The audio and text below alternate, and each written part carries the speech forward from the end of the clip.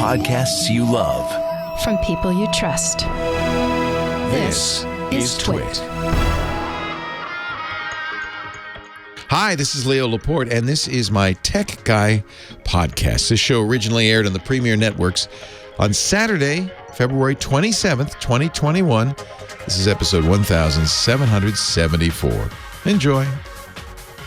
The Tech Guy podcast is brought to you by Worldwide Technology, whose Advanced Technology Center is a virtual testing and research lab with the best engineers in the industry. It provides customers with unbiased results so they know they're making the right technology decisions for their organization. Worldwide Technology brings together strategy and execution. Learn more and see what WWT can do for you at www.com/twit. And by Conga. Experience Conga's new brand and have some fun by testing your trivia knowledge. They'll be donating to a charity that supports COVID relief efforts.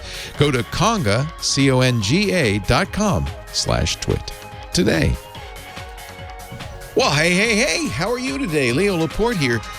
The tech guy, that's me, your tech guy, really. Time to talk computers and the internet and home theater and digital photography. We got your smartphones. We got your smart watches. We got all that jazz. All the stuff, that makes this such an exciting world to live in. Or frustrating, depending on your point of view. Phone number, 888-827-5536. That's toll-free from anywhere in the U.S. or Canada. Outside that area, you can still reach me, but you got to use Skype or something like that. 8888 Ask Leo is the phone number. I would love to hear from you if you have something going on in your technology life. It's frustrating you or driving you nuts or that kind of thing. Let's see. Don't let your interns set your passwords. Set to the tune of Willie Nelson's Don't Let Your Babies Grow Up to Be Cowboys. Don't let your interns grow up to set your passwords. SolarWinds. Remember this hack that it basically allowed, we think Russia, don't know for sure, but we think the Russian secret police to spy on the Department of Defense, everybody, Microsoft, everybody. The way they did it is they hacked a security company called SolarWinds. So Congress brought the SolarWinds CEO, former CEO, I guess he got fired, I don't know, former CEO in, along with Brad Smith, president of Microsoft, to testify on Friday about how did that happen? How did that there happen? SolarWinds CEO, well, that's not former, that's current. SolarWinds CEO Sudhakar Ramakrishna was asked by Representative Rashida Tlaib. Oh, no, wait a minute. No, it was former SolarWinds CEO. He was also there, Kevin Thompson.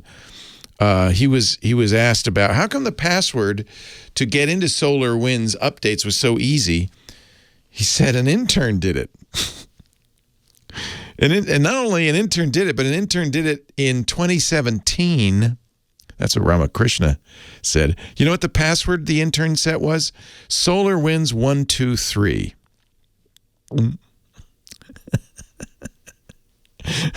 My favorite quote from Katie Porter, our own representative here in California. I've got a stronger password than SolarWinds 123 to stop my kids from watching too much YouTube on their iPad. You and your company were supposed to be preventing the Russians from reading Defense Department emails. You should let Katie Porter set your passwords, not your interns, I guess. That's the... Oh, boy. You may remember that stimulus funds were passed out in March, the first stimulus bill. The state of Mississippi got $1.2 billion in federal money. And you know what they decided to do? I love this. They decided to take a chunk of it, not a lot, not a huge amount. Well, they got $1.2 billion. They decided to take about, $75 million. Not a huge amount. And create the Mississippi Electric Cooperatives Broadband COVID-19 Act, a lot of words, which basically said give money to internet service providers, especially in the rural, hard-to-reach areas of Mississippi where there's no service or very slow service. Give them money to build out their infrastructure so we can get internet service to the entire state. So they gave them cash, and then the grant required they match the funds because they're going to make some money on this. 15 electric co-ops got $65 million in grants. I don't know what happened to the other $10 million. But they had to spend it. They got it in March. They had to spend it by December, which means they all went crazy trying to deploy high-speed broadband. But that's good news. That's good news. The CEO of Coast Electric Power Association, which serves the areas of Biloxi and Gulfport, by November had their customers to 100 megabit to gigabit service. 5 months took them. They did it. That's a good model for spending your tax dollars. Get them online. Beef up the internet. It's good for everything. It's good for people. It's good for business. It means you can listen to me on my podcasts. It's good for everybody. Yes. Oh, has your go home Roomba, you're drunk. Have you noticed your Roomba acting funny? Your iRobot vacuum cleaner? Some users of the Roomba i7 and S9 say that one user described their robot cleaner as acting drunk after the 3.12.8 firmware update, spinning itself around and bumping into furniture. These are the little vacuums. You've seen them probably on social media with cats riding on them. They're little circles. They wake up at night. Usually it's at night because you don't want them vacuuming during the daytime. They wake up at night and they go around and they vacuum. And they have this, software in them that says, okay, here's where furniture is, here's where stuff is, vacuum all around that, and do a pattern that gets the floor clean everywhere. After this update,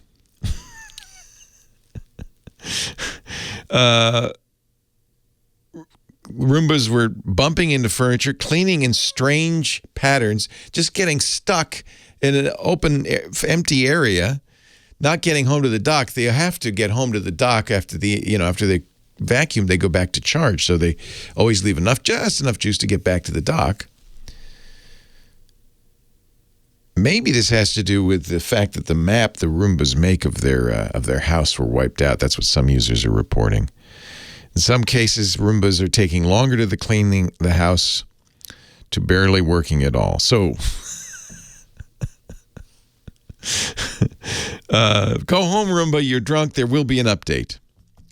And I guess I could put this in the show notes. A time-lapse update. This is from Reddit. Of a fella's Roomba trying. It's video, so I can't play it for you on the radio, but I'll put a link in the show notes of this Roomba trying after 15 minutes to clean, just not doing much, and then eventually just running out of juice and going, I give up. I give up. I can't clean anymore. I don't think Roombas. I don't know. I don't think they get drunk. Somebody made a browser extension. You know browser extensions? You can put these on your browser. This one works on Chrome or I think on Firefox. You have to sideload it. But the idea, it's from the Economic Security Project. The idea is it'll block any sites that ping Google, Facebook, Microsoft, or Amazon, the big four tech companies: Google, Facebook, Microsoft, and Amazon. It's called Big Tech Detective. Now, I'm not recommending it.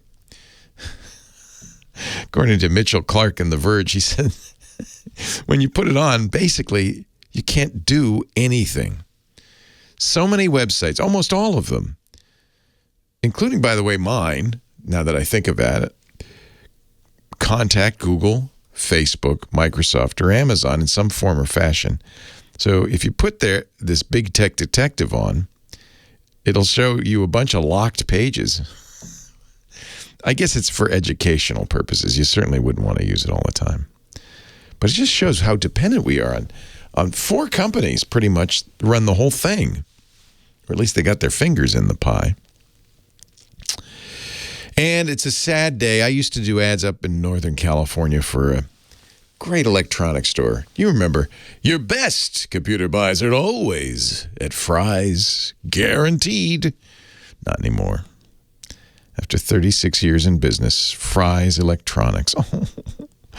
In 9 states, 31 stores. Remember the store? Oh, the stores were so fun. There was one that was Egyptian. There was one that was the future. One was the past. There's actually a list. Wonderland. Was there one in Alice in Wonderland? Did you go to that one? Professor Laura says she liked the Alice in Wonderland store. No, they're closing down. If you go to Fry's.com, their website, they say we're going out of business permanently as a result of changes in the retail industry and the challenges posed by the COVID-19 pandemic. They began the wind down 3 days ago. I'll always think your best computer buys are always at Fry's. Guaranteed. Remember that? They told you in the ad, pause. Guaranteed. Those were the days. All righty, boys and girls, ladies and gentlemen. The Burbank Fry's was the War of the Worlds theme. I think there's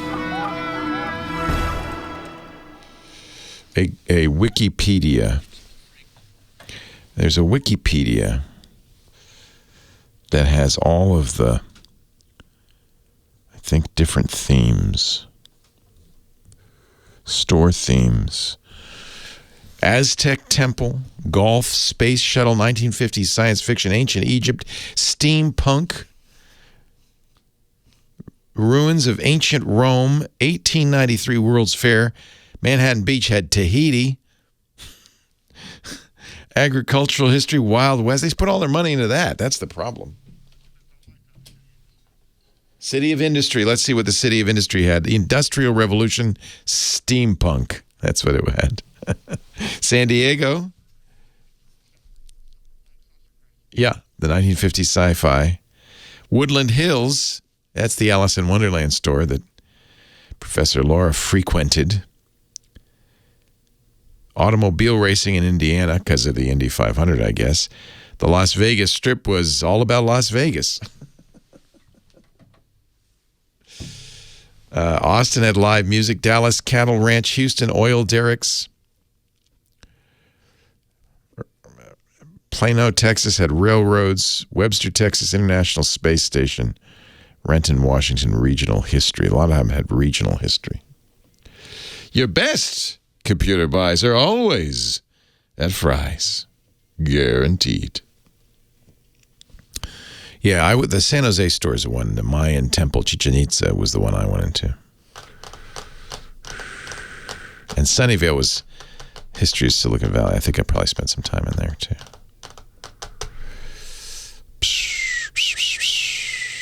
Never did have a San Francisco store. And no Petaluma either. Don't call us. We'll call you. That's not exactly the theme I wanted to... Is that what that said? Kim will not call you, I promise you. I don't have your number. I can't call you. Well, we might have their number. Don't we get caller ID? Well, some of them, yes. Although the first two are anonymous. But we don't want to use your number. We really don't. We don't care. Kim does not track you. She could if she wanted to. You know what, though? Why would you do that? It depends. If the person is a pain in the butt caller, I might track their number. If they were really evil, we could call you back and say, we know who you are. Or just avoid them altogether. Yeah. Or block them. Yeah, there you go. Kim Schaffer, ladies and gentlemen, our phone angel. She's the person. She's the front line of defense. She's the only line of defense. It's the only front line kind of worker I am, I guess. When you call the show, that's who you're calling. I'm not too tough, though. Don't be a PETA. Otherwise, she'll block you. No. Have you had to do that? No. No comment. No comment. Oh, I didn't know that. Well, this is why you exist, so I have plausible deniability, right? I don't know anything. I don't know what's going on. There's a certain pretty infamous person who tries to call here who I do believe got through one time. And does he say Baba Booey or something? it's not that one. It's the it's all right. I don't want to say it. I don't want to provoke him. Don't give him any cause. He's going to try now. You know he is. Well, yeah, I know. That's all right. I don't know what you're talking about. So well, I'll tell you off the air. Tell me off the air. Let's not. No, let's not give anybody any ideas. Who should I talk to first? Let's go to Auckland. New Zealand? Not Oakland. Auckland. New Zealand? Yes. Awesome. I love my Kiwis. Yes, Brenton, Auckland, and where they have like no COVID. So. How is that, Brent? There. Do you like that that you can just wander around thanks to Jacinda, your wonderful Prime Minister? Well, we could as of yesterday, but from 6 o'clock this morning, we're on level 3. Oh no! What happened? Yeah. Dang tourists. One family had some cases and they went to high school, and so, there may be about 10 cases. But see, that's the difference between New Zealand and the rest of the world. You got a few cases, shut down, fix it. Yeah, so it's a 7-day for Auckland, and the rest of the country's on level 2, which means they can move around a bit. All right. And besides, I'm actually in isolation in a hotel for 14 days anyway. Oh. So I flew in from Sydney last week. Oh. Well, Australia's done a good job too, haven't they? Yeah, they did pretty good. Yeah. Although you can't just go wherever you want. I had to apply to leave to go out. Oh, interesting. Yeah, and then so I'm in the 14 days, and on Thursday I get out. I can go and stay with my family. So isn't that nice? Oh, I'm so jealous. You could go to a live concert. You could eat in a restaurant. Someday we dream of those days. Someday. We actually had a dance party yesterday in a park. And it was on TV, and they're all saying how lucky they were to be able to go to a dance party. You are. Thanks to Jacinda Ardern. What can I do for you, my friend? Can I just make a couple of comments? Sure. Have you ever mentioned Thomas Hendrik Ulvers on your show? No, who's that? I'll give you a link in a moment. He's a guy, he went to Leonia High School in New Jersey, and his teacher, Mrs. Cummings, taught him coding. And anyway, one day he left, he ran away, and he became president of Estonia. Oh, my goodness. He's from New Jersey, but he's the president of Estonia? Well, he isn't now, but he has been for 10 years. If you search nj.com, president of Estonia visits his old high school, you can see that. That's amazing. That's where my parents met, is in Leonia, New Jersey. Oh, really? Yeah. My grandma lived there. So what's interesting is Estonia is a very digital country. They have a digital ID system, and I guess we could thank Ilves for that. Yeah. Can you see that link that I... Yeah. Yeah. There's some photos of him visiting, and he attributes Estonia's digital country directly to his school teacher who taught him coding. Isn't that awesome? Yeah, and he went visited with the Secret Service, and actually he did a very good talk at Stanford about the relationship between government and people.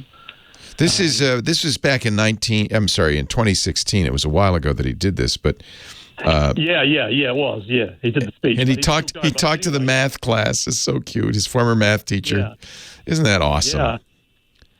But also, I think he'd be a good guy to talk to, because when he did his talk, I listened to, there was no geek speaking in it at all. It was all just everybody could understand what he was talking about.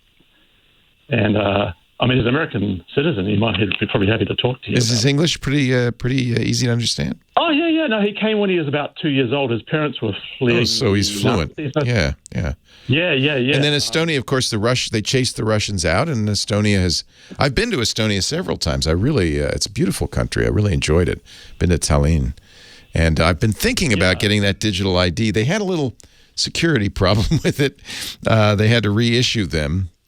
Because it used a PGP technology that had a security flaw in it. But thank you to Thomas Ilves, or Tumis, as he pronounces it. Clued up guy. President of Estonia from 2006, reelected in 2011. Columbia University and University of Pennsylvania graduate, as well as, of course, Leonia High. I love that. Yeah, what a great story. Thank you for sharing that with me, Brent. You can see one of his talks if you went to ABC Australia Big Ideas. I will look at it. Why do you need a digital identity? And it's got the whole thing. They're really efficient on that. And, when COVID first hit and all those people are lining up for government benefits and so on, in Estonia, they didn't need to because it was all digitized. And it's funny because I don't think we'll ever have that in the U.S. because because of our federal and state system. Right. People hate the idea, not everybody, but many hate the idea of a federal ID system. And they, it's way too controversial. So good on Estonia anyway. Hey, Brent, pleasure talking to you. Leo Laporte, the tech guy. Sorry, I had to take a break there. I'm still on with you. Oh, yeah, okay. So you're bored. You got 2 weeks in it. Do you have to stay in a particular place or? No, you don't get to choose. They just they put you up. Straight from the airport to the hotel. There's about 300 people here. And we're allowed to go out in the car park. This morning early, I went out for a power walk around the car park. Good for you. Fenced off. Good for you. And then I've got my, I bought a two monitors and a little Google box here I've got. So you're set up. Yeah, we've got free Wi-Fi in the hotel. And I've been oh, you're set. Yeah. I'll tell you, those Chrome boxes are great. Oh, I know. I love them. Two monitors and a Chrome box. And they're small. It's just like I'm at home. Yeah. So are you originally Australian, but you live in New Zealand now, or? The other way around. I'm originally New Zealand. You seem to have lost some of your Kiwi accent. You sound more Australian. Yeah. Well, actually, I lived in the United States for 5 years too. So. Oh, wow. Yeah. Actually, also, I want to rave about a product. Yes. Am I allowed to do that? Yes. Yeah. Okay, this is the Caesar Aura. That's CZURAURA. It's a scanner. And I got it on Indiegogo, so it's not in the shops yet. And to describe it to your listeners, it's just like a desktop lamp. But you can do scanning with it, and you have a foot pedal. But the great thing about it is, when you have a large book, and the scanner won't get those. Yeah, because your binding gets in the way, yeah. Yeah, but this, you don't have to do that. You just hold it over it, and it takes a photograph, and the software fixes it all up for you. So you can get a big, fat book, and you can just whip through it really quickly. It's kind of expensive. It's sort of $300 or $400, but it's really cool looking, I have to say. Yeah, it is. It's great, and the normal light settings are good too. It's expensive because it's a. So you could use it as a lamp as well as a. Oh, definitely, and it's got brightness settings as well. Oh, I'm getting this for my desk lamp. That's awesome. Yeah, and it folds down to vertical, the horizontal, and So I guess eventually they'll get it into a big box store or something, and it'll get a little cheaper. But I didn't mind paying it because it saved me so much trouble. Did you get the Aura Pro or the Aura X Pro, and what's the difference? I'm not sure of the difference. I got the Aura Pro. X, maybe it's bigger? On the second round. Oh, it's a lot more expensive. That's true. Had their third round of it now. So they had 3 issues. Oh, this was maybe a Kickstarter kind of a thing. Huh. Yeah, Indiegogo. Yeah. Okay. You know what? I did see this on Indiegogo. I remember when this was, yes, it sounds familiar. Yeah, well, I didn't actually take a risk because I did the second round, and I figured... Yeah, I've learned my lesson on these crowdsourced sites. Yeah, you never know. Every time I do it, I regret it. But you can buy it on Amazon now. That's pretty cool. Well, yeah, I think that's just people selling... selling theirs. Yeah. Yeah. But they're very good. They sent emails updating at the factory. They had a photo showing what was happening and was going into a box and everything and when it was going to come. Nice. Everything like that. Yeah, it looks like they're selling the X on Alibaba. Is it a Chinese company? I wonder. Yeah, Alibaba might have a few of them. Yeah. Got hold of a few. I think they would have bought them. Oh, look, it's got a little LCD on it so you can see what you're seeing. That is awesome. Yeah. And it's got OCR, of course, too. So, yeah. And it's a desk lamp. This is what you need for homeschooling. That's great. Teachers maybe could use this. Yeah, and actually, I actually accidentally scanned my hand, and it ended up picture of my hand with all the wrinkles that showed everything. Brent, I got to run. It's a pleasure talking to you. Oh, I'm going to ask my question. Oh, no, we ran out of time. You were too good. Hang on. I'll talk to you in a bit. Hey, our show today brought to you by Worldwide Technology. Big fan of Worldwide Tech. We went out to visit them in St. Louis. We saw, the amazing Worldwide Technology Advanced Technology Center, the ATC. That is an amazing place where they brought together this. Worldwide Technology is an enterprise technology solutions company, consultancy. They do software. They help you buy your enterprise technology. They help you integrate it. They are an amazing company. And the ATC for them is a great way for them to get to know every kind of enterprise technology out there. And when I say every kind, I mean it. More than $500 million in hardware and software from hundreds of technology companies. They use it for real-time tests, proofs of concept. Their engineers can learn the technologies, but they can also try them, integrate them, see how it would work in your place of business. It's tailored for every kind of business. It's accessible, not just in St. Louis, because they've now turned it into an on-demand lab. That's what's amazing about Worldwide Technology. This ATC, the Advanced Technology Center, is an incubator for IT innovation with hundreds of on-demand and schedulable labs representing the newest advances in everything from multi-cloud architecture to security to networking to automation, primary and secondary storage, data analytics, AI, DevOps, everything you would need in a business. It's a great way to learn about projects before you launch, both for the engineers at WWT, who are great guys, by the way. We went to visit. They're fans. I said, do you like that? You love your job? They said, we love it. We get to use this great state-of-the-art technology all the time. They spin up proofs of concept, do pilots. It's a sandbox where they can test things. They even have part of it is a malware testing facility, isolated from all the rest. I said, what's in that cage over there? They said, don't go over there. That's where we test security. And they even offer this lab as a service, a dedicated lab space within the ATC, where you can perform programmatic testing using the vast ecosystem that they've built. While you're exploring the ATC platform at wwt.com/twit, make sure to check out WWT's events and communities for opportunities to learn about technology trends, hear about the latest research and insights for their experts. And again, you can do your own testing in these labs 24/7, anywhere in the world. To learn more about WWT, the ATC, to become a member of their growing community, go to wwt.com/twit, create that account, get access to the labs and a lot more. wwt.com/twit. Worldwide Technology, bringing strategy and execution together. Leo Laporte, the tech guy. And it's time for our home theater geek, Mr. Scott Wilkinson. Hey, Scott, Leo Laporte. You may remember me from such shows as the tech guy. How's Tricks? I literally started to introduce myself. I'm not sure why. How are you, Scott? You're so used to it. It's an ingrained habit. It is. It's a habit. I'm great. How about you? Let's shake hands. Oh no, can't do that. No, can't do that. It's so funny. As you know, I bought a car last week or 2 weeks ago now. Yeah. And it's just, I guess, automatic if you're a car salesman. They all tried to shake my hand, everybody. From the salesman to the sales manager, the owner of the company. It's so automatic, behavior, reaching. Yeah. And I'm just going, nope. We touched elbows. Nope, not today. What's up in your world, Scott? Oh, I wanted to tell you about a really cool company and technology that's available now, but it's going to become much more available very shortly.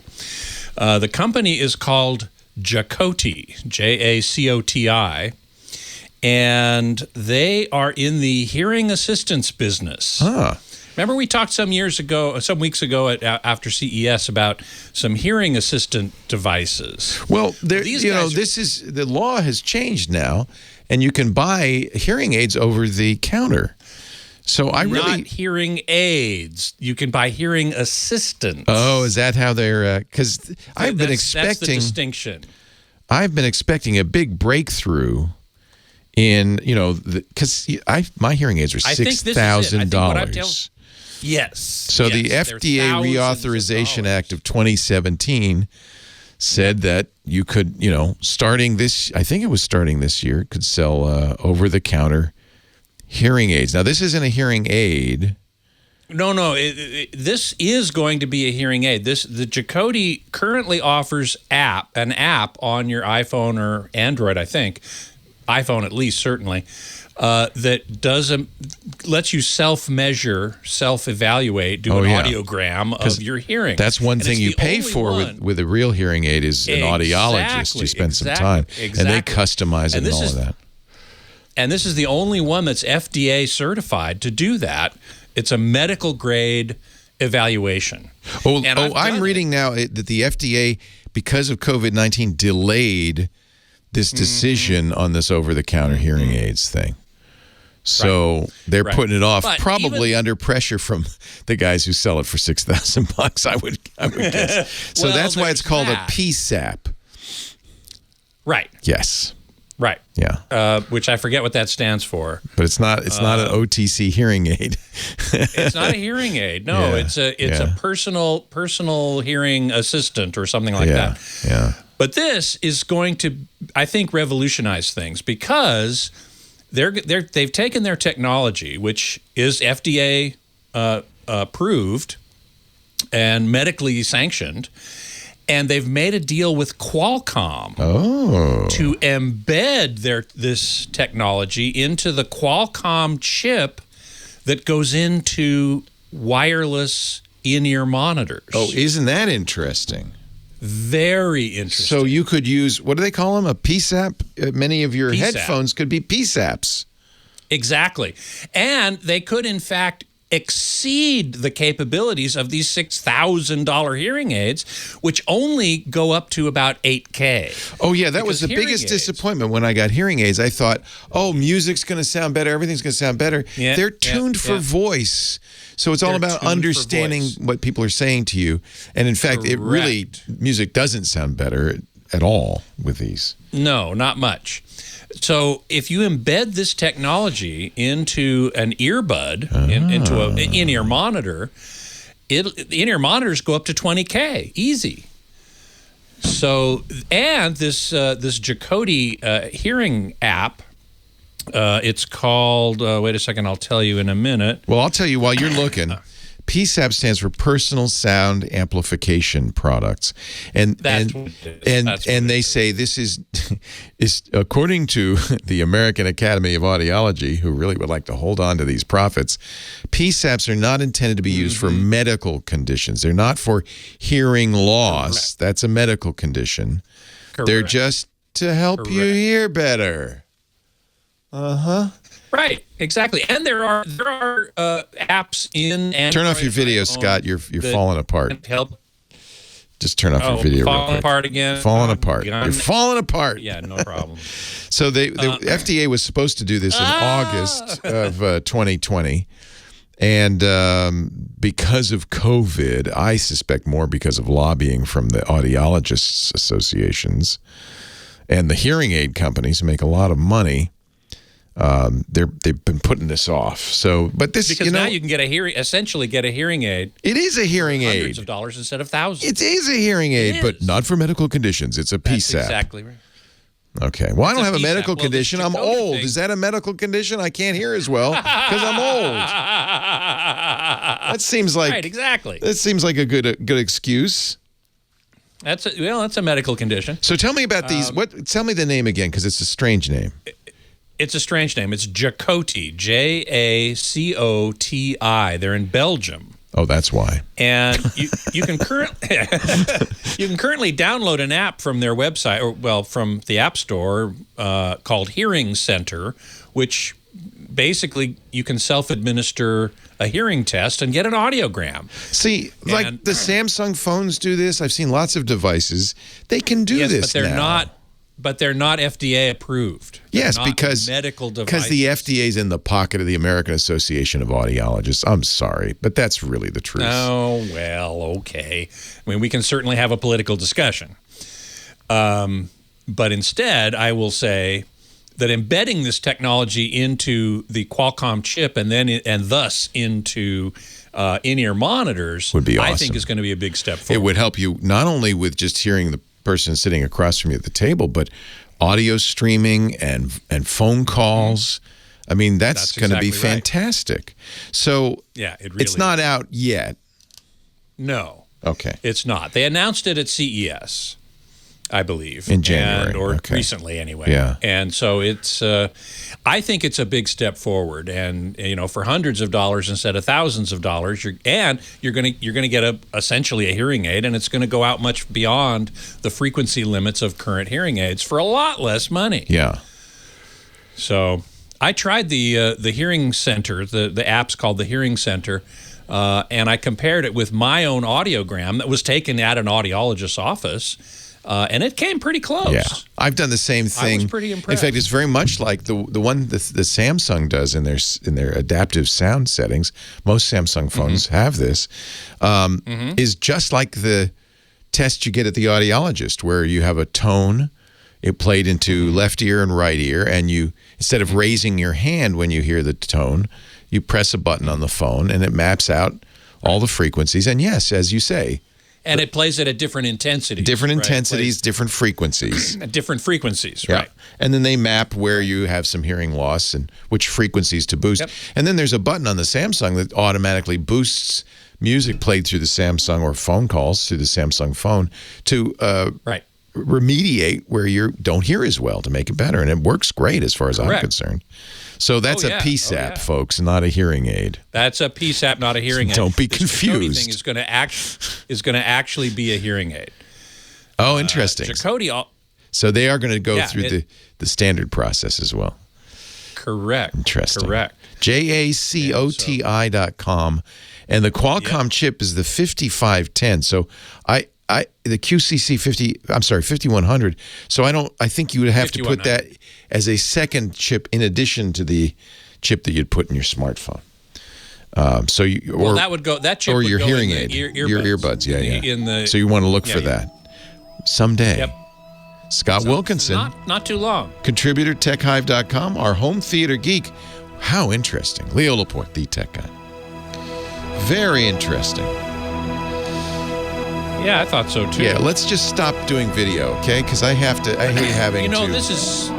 Oh, I understand, and I will. But you know what the weird part is? John and I did 20 minutes from the studio this morning at 10 o'clock, no problem. So he figures there might be somebody in the neighborhood. I'm on a cable modem. There might be somebody in the neighborhood at this time that all of a sudden starts streaming or something. You know, we used to have a really good tool. Unfortunately, it was from Berkeley, and it was just kind of a graduate school thing, and they stopped doing it. That would test more than bandwidth, because really it's much more than bandwidth. Jitter is probably the most important thing. Ping. Yeah, ping sort of, but jitter is the most. So, and they had a really good tool. I wonder, let me see. I'm going to see if I can find it. Remember, John, we used to tell people to use that? Because that really, and what you should do is use it at this time. No, yes, it was, it was LYZER something. Metalizer, yeah, it was something.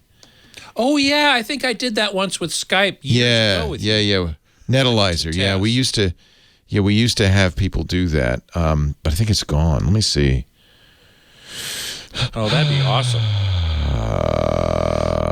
Yeah, I mean, you know, the reason I stopped using Skype was the delay factor was severe, and OBS Ninja worked for a while here, and it worked. I was on yesterday with John from his house, worked fine. I was on this morning with John at the studio, worked fine. Now it doesn't. Yeah, they shut it down. Yeah, you're right. I'd have to do it at the 2019. same time. Yeah. Because a speed test isn't really the issue. Right. I mean, every time I do a speed test, and I've done it quite a bit, I get like 200 down and 20 up. And 20 up should be fine. I'm using 1.5 up for this, so it should be absolutely fine. Yes, Scooter X. There's no point in downloading it because it phoned home, didn't it? Downloading what? Netalizer still available for download. Yeah, it's not. Oh, but not an online. It was thing. it tested buffer bloat and all sorts of stuff. Hang on just a second. I want to wrap things up with our caller from Auckland, who's still on the line, and then I'll throw it back to you at the top of the hour. Okay? Yeah. Okay. No problem. Sorry, Brent. I'm still here. What's your question? We got about a minute and a half. Oh, I've got Linux Ubuntu, and I want to make a copy of the system just so I don't lose it. Oh, yeah. Break. And I just wonder what's the best way to clone the... So probably Ubuntu has a disk imaging program built in, but Clonezilla is the one a lot of people use. It's a Linux distro. The reason you use Clonezilla is you boot to it separately so that you can exactly copy, because it's hard to copy a running image. So you boot to it separately. It is Linux. So you'll be very comfortable with it. Clonezilla. And you probably can download it in the Ubuntu store. Let me see if Ubuntu has any disk imaging. I always use DD. I mean, DD is a command line utility. I'd use it all the time. DD is a command line. You could do type on your command line man space DD, and you can read how you can make a disk image with DD. Oh, really? Yeah. I mean, that's what I've always used. For instance, I use DD to burn. Oh, I got to run to burn my USB keys. But give that a look. And then Clonezilla is a whole standalone app. Now, this is a good song. I just want to celebrate. Leo Laporte, the tech guy. Do you feel it? I feel it. I feel like, things are getting better. Getting better.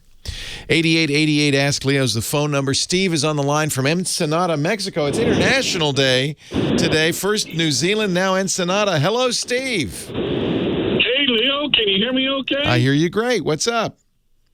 Okay, so I'm a retired technician doing the smart grid automation for 30 years in Southern Cal, and I retired down over the border in Ensenada, which is only 70 miles below San Diego, so I'm able to get the satellite TV coming in, but I can't do on demand. The Ethernet is locking me out, and the same with my Fire Stick. However, on all my other streaming devices, my iPad, my phone, and such, I just use a VPN and spoof a United States server.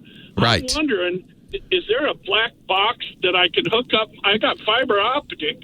If I could go Ethernet cable to a black box to the back of that satellite receiver and maybe even Wi-Fi to spoof that damn Fire Stick. Is there something like that exist? Yeah. Well, first of all, many VPNs can be run on a router. Our sponsor, ExpressVPN, for instance, will run on a variety of routers. So if you did that, your whole network would appear to be in the United States. So I can't imagine. What is the Fire Stick saying when you try to do this? Well, it lets you do what you want, but if you try to run some of the other... Yeah, so you load Netflix, and then it says, oh, no, you're in Mexico? Netflix lets you do it. Oh. Netflix is really cool. My fiance, I'm doing the 90-day fiance thing. She speaks limited English, and I speak pretty damn good Spanish. But so we run the audio in Spanish. Oh, and perfect. Subtitle in English. Perfect. Netflix is great. But some of the other services, I won't mention who. They block me out because they say you're in Mexico. Yeah. You can't stream from here. Yeah. So it is doing a geographic restriction, a regional restriction. On the IP. Yeah, and it's based on the IP. So that's why a VPN works. And you can absolutely have a VPN that would be network wide. You could either run it on your router.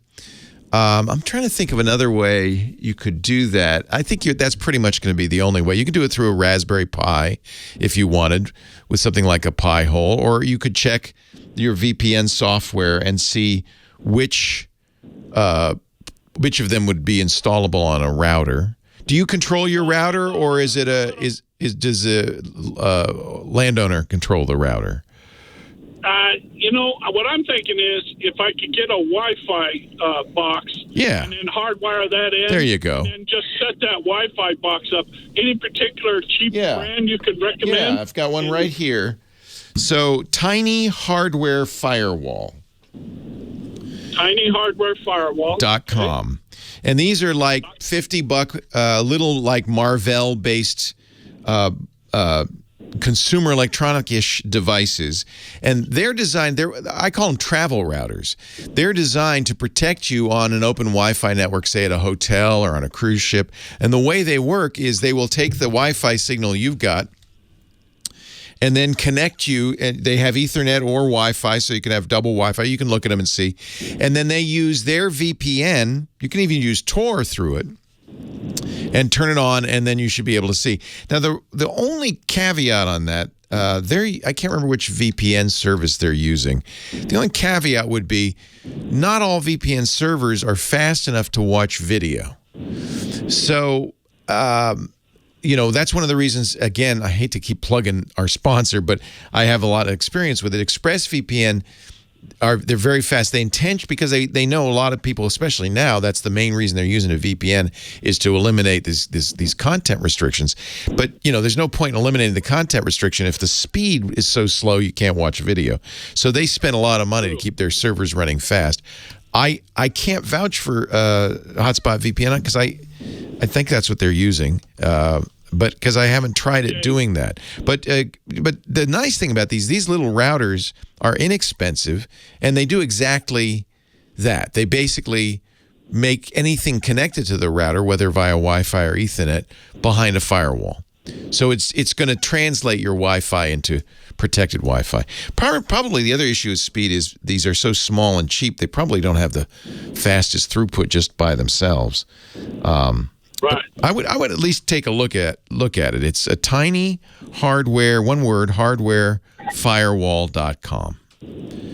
And you can at least see these devices. Netgear makes a travel router, might be a little faster.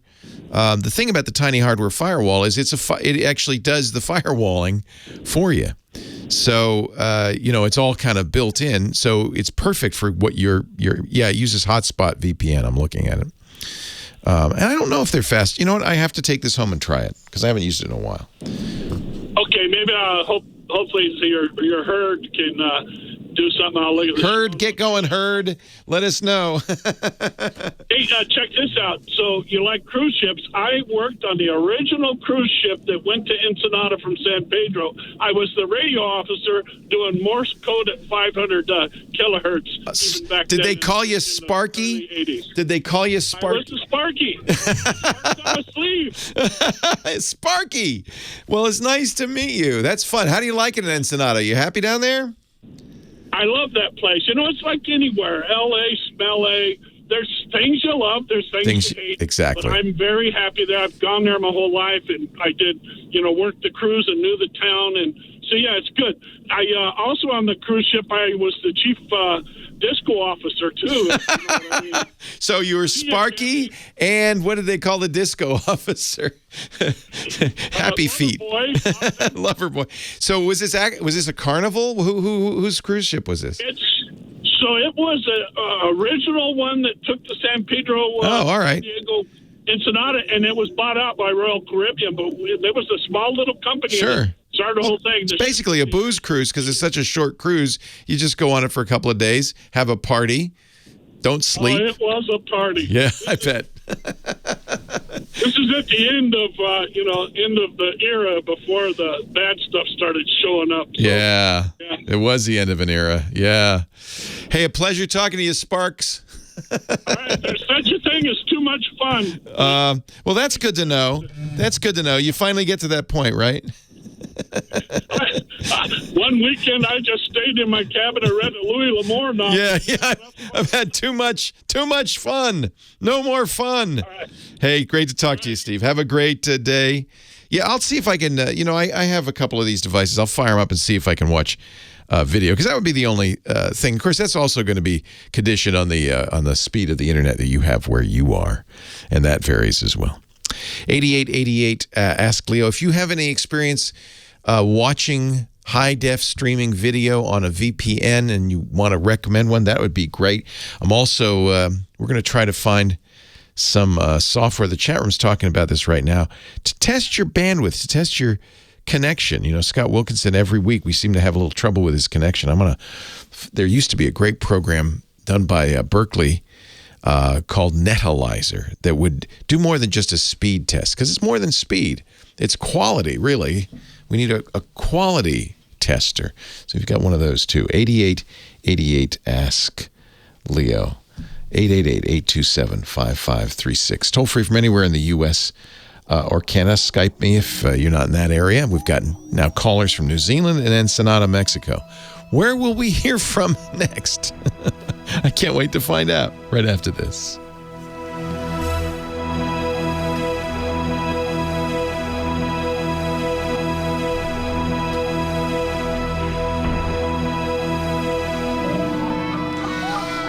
All right, Scotty, 'tis yours. Thank you. Sorry about that. You don't want to put my screen up because it's black. Yeah, no, I will put something up for you here. Let's put the clock. Let's put this chat room window. up there. Yeah, somebody put up the speed test. Yeah, no, I know about all mentioned. of those speed tests. Those are not the same as Netalyzer, unfortunately. They're just I think it was, I forget who it was, said that this does bloat testing as well.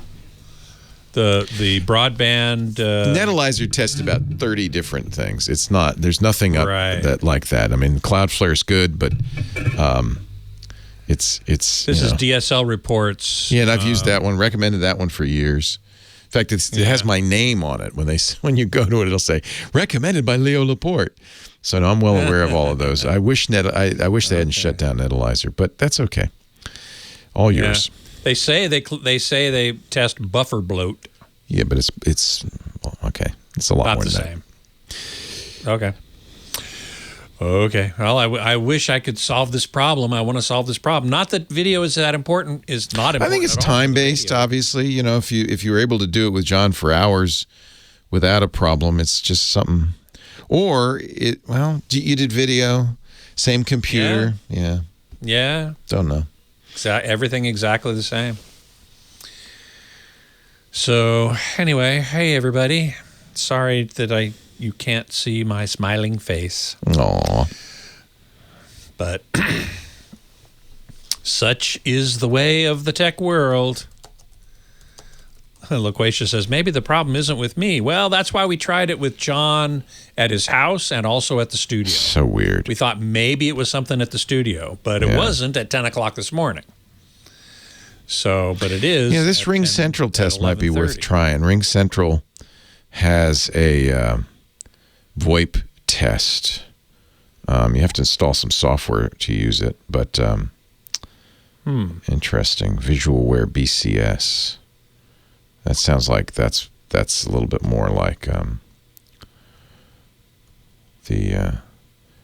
this looks a lot like Netalyzer actually. It's running in Java. Huh. Well, have John send me the link. Yeah. I will do that right now. And I will try it. I'll try anything. I want to I want to get this working if I can. Alan Gabriel asks, any opinion on the Vizio OLEDs? No, I haven't seen them yet. I really should go down there. They're pretty far away from me. I mean, they're not, they're in Southern California, but they're in Irvine, which is quite a drive for me from the San Fernando Valley. So, but, a Vizio OLED, I would love to see that. I mean, it's less expensive than either the LG or the Sony. So, it could be really good. I should see it.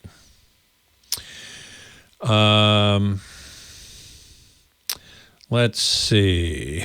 Twisted Mister, maybe try an audiophile grade Ethernet cable. Yeah, no such thing. Audiophiles will disagree with me vehemently, but there ain't no such thing.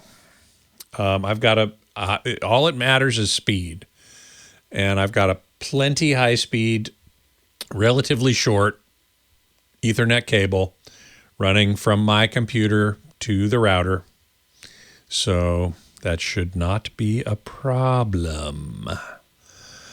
Hey, Mike, yes, let's take Amtrak and go down there. That's a good idea. Wow, that's actually a really good idea. We could go together. We could have a trip. Except for I won't get on public transport yet. My second a dose of vaccine is on the 10th of March, and I'm going to wait 2 weeks after that before changing any of my behavior.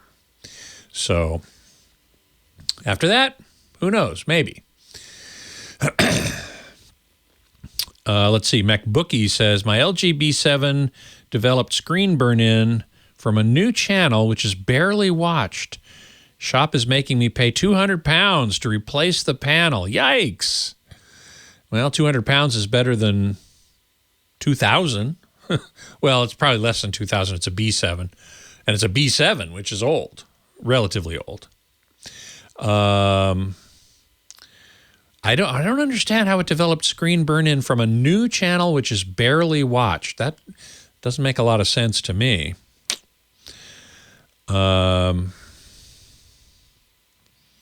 So I don't know. Yeah, £200 is still a lot less than you'd pay for a new OLED. So probably worth doing. Electrons need to feel special to work. Yeah, I suppose that's true. Dr. Mom Grandma says the Surfliner stops in Irvine. Yeah, well, you know, when we get to that point, maybe so. I'm thinking about possibly taking a trip in July to go up to Santa Cruz, where the brass group that I played in college has an annual get-together reunion. We didn't do it last year. We're hoping to do it this year. I'm pretty sure everybody's going to be fully vaccinated. And so it's looking like we might be able to do it. Depends on what happens between now and then. I don't think Osfart76, my router is a gigabit. I don't think it is. Zephyr, I have not tested any micro LED TVs. They're usually too big to even get in my house. I've seen them, certainly, and admired them and drooled over them. They're very good. But I haven't reviewed any yet. Let's see. I just want to make sure, where am I at here? 2 minutes to go. Okay. Let's see here. Yeah, I would love to go down to Irvine and see the Vizio OLED. I'm sure they would be happy to see both of us, Mike. Hey, Kay Woods, good to see you. Let's see. Yes, Retcon 5, this is the way of radio. No doubt about that. So yeah, Dr. Mom Grandma was saying that FDA certification, going back to the Jacody thing, doesn't guarantee that it works. It only says it won't harm you. And I have asked, I will ask my contact at that company to respond to that comment. Certainly seems reasonable. I trust Dr. Mom Grandma on all things medical. So this is a very good question and a very good point that I want to explore. So I will. It's probably required so they can sell it. That may be. Yeah. That may be. What she brings up, and rightly so, is, you know, how important, how meaningful is FDA certification. I guess. You don't get FDA certification in your headphones. True. I guess. I wonder if you would get them. There are a couple of headphones I've tried now that have a limiter on them, that you can't get them louder than 85 dB. That's very common, yeah. Your phone probably does the same thing. Thank you, Scott. Here we go. Have a great day. Pleasure. Well, hey, how are you today? Leo Laporte here, the tech guy. It's time to talk tech, computers, the internet, home theater, digital photography, smartphones, smart watches, all that jazz. 8888 Ask Leo, my phone number. I'm getting calls from all over the world thanks to the internet. And if you're not in the U.S. or Canada, you can, well, even if you are, you can use the internet to call us. But you need to call a phone number. So Skype will do that and so forth. Skype's probably the easiest thing to do. A lot of programs will call a phone number. Google Hangouts and so forth. Just call 8888. Ask Leo. And because it's a toll-free number in the U.S., it shouldn't cost you anything. You could sit on hold for hours, as often happens. That's poor Jeff. That's what he's been doing. Hi, Jeff. Leo Laporte, the tech guy, all the way from Laguna Beach. Okay, Leo, Dr. Leo, you need to hear the symptoms and tell me what is the illness here. I shall diagnose your illness from the symptoms. Go ahead. Okay, so I moved from L.A. to Laguna, and I use that as my opportunity to cut the cord from the cable company. Yeah. So and part of that was no more cable phone, and I moved down to Laguna with the new cable company. I went from the SP company to the CO company. And, from Spectrum to Comcast. We name names here. We tell the truth in these sessions. Spectrum to Cox. To Cox. See, I would have been confused. All right. Okay, so here's the thing. I chose here now. I'm using my smart TVs. I got Sling TV, all great, it's working good, except for ABC, but we can talk about that later. My main problem is my phone, so I decided to try Ooma, right? Yeah. So I have Ooma. I have it all set up. Yeah. And I have my Verizon phone. Now, I do not get any reception here in this part of Laguna Niguel with my phone, so I have it set for Wi-Fi calling. And here's the problem that I need for you to fix for me, okay? Okay. When my phone is on Wi-Fi calling, or my Ooma, which is connected directly with an Ethernet cord to the router, both scenarios, I have no good phone service. I hear everyone perfectly, but after, this is a weird thing, but they say you're cutting out. Yeah, you're breaking up. You're going in and out. It's terrible. Yeah. Okay. Are you on that service right now? I am. But I'll tell you the weird thing. I'm going to give you a weird symptom. I call Ooma, I call Verizon, I go online, I check everything. I have to open ports. So I go in, I open the ports that Verizon recommends. I open the ports that Ooma recommends through the internet interface from my Cox account. And Ooma, by the way, Ooma will tell you we would much rather be outside the router than inside the router. Oh, really? Yeah. I didn't know. They did not tell me that. But here's the problem. Like, I'm on the phone with you. I can be on the phone with my Ooma phone. After about 10 minutes of the call, it breaks down. It breaks down. It breaks down. But it's weird. If I hang up and I call them right back, it's still broken down. But I usually get a good 10 minutes on both my cell phone, like I'm talking to you right now. Yeah. Wi-Fi. The internet is wearing out after 10 minutes. It's wearing out. It's tired. It says, I don't want to work anymore. No, that's interesting. That's a really interesting problem. And I do blame your router. Okay. Because, first of all, it's happening to two different devices. So it can't be the device. And the air and one is through an internet. Yeah, it could be Cox, because Cox may have, remember, Cox wants to sell you their phone service. They're in the phone service business too, remember. So they may well have. I've seen companies do this, and it's shameful.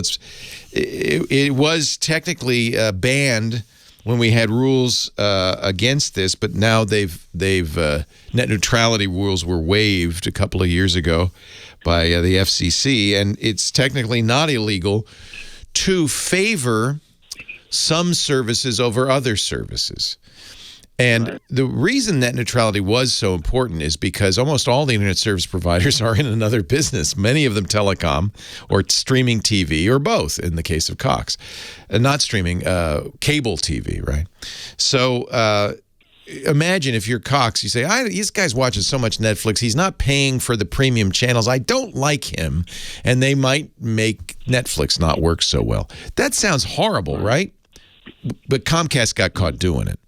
So, and it's happened over and over again. So one possibility is that Cox is saying, well, you can make 10-minute phone calls, but after a while, we are going to gate your voice over internet bandwidth because we don't want you doing that. We'd rather you use the Cox phone service, the triple play package.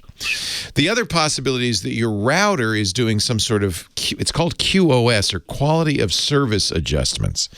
What kind of router are you using? They push this thing. It's called an Aris PAN router. Oh, you're using the Cox router. So TG1682. Yeah. So you don't. Okay. So the first thing, you don't have to use their router. You don't even have to use their cable modem.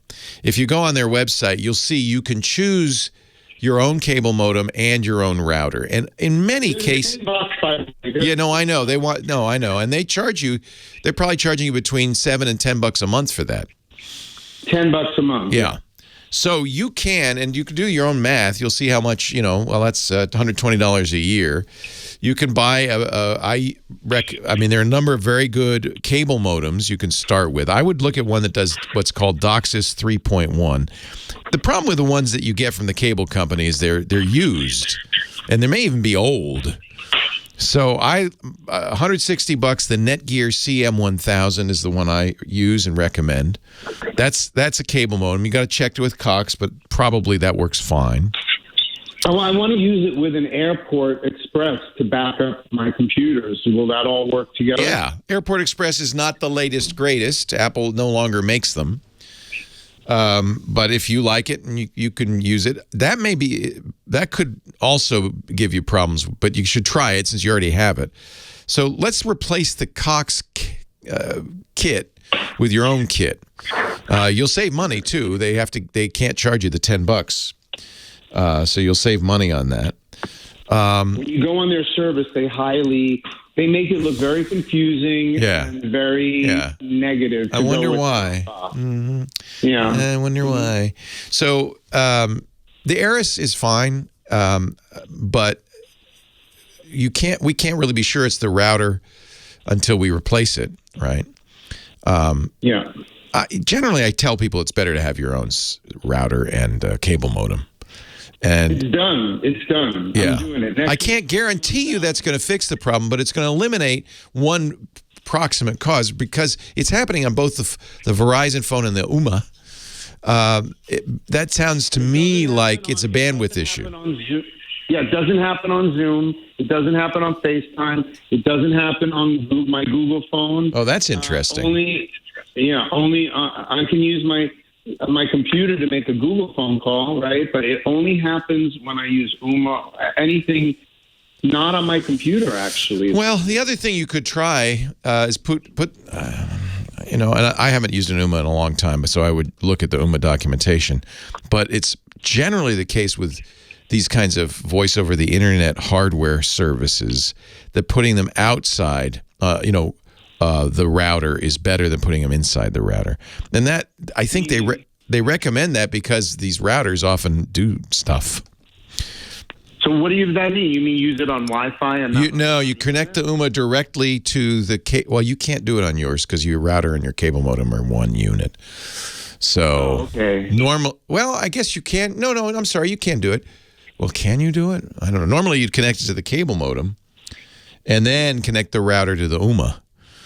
But I can't recommend that because you can't do it. You don't have that capability. You don't have separate router. There's another reason to. I can use my Airport Express as a router. Yeah, you're going to have problems with the Airport Express. It's pretty old. Yeah. You're not using it now, are you? No. So what's your backup solution for two computers in the home to wirelessly back up? Oh, there's lots of ways to do that. Lots of ways to do that. Almost all routers these days have a USB port for an external drive, just like the Express. Express has it built in, so that's not a big deal at all. Or you can get a network attached storage. It's a little pricier, but you can get a network attached storage. It's actually the better way to do it. Put that on the network, hardwired, and then that can back up everything. That's how I do it at home. It's a little pricier because these network attached storages usually have multiple drives in them for redundancy. It's a better backup solution, but it's going to cost you several $100. It's not a problem. I don't even have a problem with the price. I want to get the best. Okay. So let me tell you what to get. Get the Netgear CM1000 for your cable modem. Mm-hmm. I would recommend an Asus. How many square feet is the place? It's very small. It's 1,300, and I'm 10 feet away from everything. Perfect. So the Asus will be plenty for you. You don't need a mesh system. So an Asus, that's ASUS. That's the manufacturer of the router. They make some very nice. Well, they make now Wi-Fi 6 routers. I don't know if you really need a Wi-Fi 6 router. I would say look at the gosh, I don't want to. It sounds like you're not too price sensitive, so no, not at all. You can also, if you want, you can go to thewirecutter.com and look at their router recommendations. I think an AC 3200 would be fine for you. That'd be a good choice for you. That's a tri-band Wi-Fi router. It does adaptive QoS, which will help considerably with your phone issue. And then if you want backup, I'm pretty sure you can connect a USB drive to this, but my recommendation would be get a Synology NAS, Synology, NAS, stands for Network Attached Storage. It'll plug into the router via an Ethernet cable, not a USB cable, and then you'll run software on it to do automatic backups and stuff. And I'd get one that has at least, they have 2 drive models. I think you're better off if you get a 4 or 5 drive model. Then you can do the redundancy, and you're never going to lose data. I have your remote backup, the one you got me on. Oh yeah. You got iDrive. You got me on remote backup. Yeah. Yeah, and you also got me on the. You could put iDrive on the Synology, so you can back up locally to the Synology, and then still put it in the cloud on the iDrive, which is kind of a nice, kind of a sweet combination. That's a sponsor too, I should mention. Yeah, it's faster. It's faster to grab it from a local drive. Yeah. I recommend both. I always think you should have both a local backup and a cloud backup. It's belt and suspenders, but data is important. Your remote web desktop apps access thing worked for me amazingly. I took that from you also. I'm not sure you have the same one you're advertising now. Yeah, Remote PC. The sponsors. Our sponsors are great sponsors. And I got my year for like $9. I know. What a deal. It's phenomenal. I love it. Hey, I appreciate the call. We'll put the shopping list in the show notes. TechGuyLabs.com. More of your calls coming up right after this.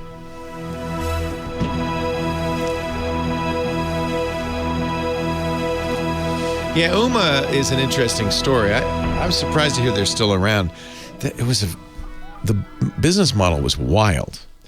And I don't know if they're probably still not doing it. But the idea was they wanted to sell a certain number of them because it was peer-to-peer internet. I bet it's not still. But the idea was they were going to get a certain number of them out there, and then that would give the backbone for the peer-to-peer service. Yeah, I think they're just now traditional. I want to tell you about a brand new sponsor on the show, and it's Conga. You know, like the Conga line, like Conga dancing, except Conga's not exactly about Conga dancing.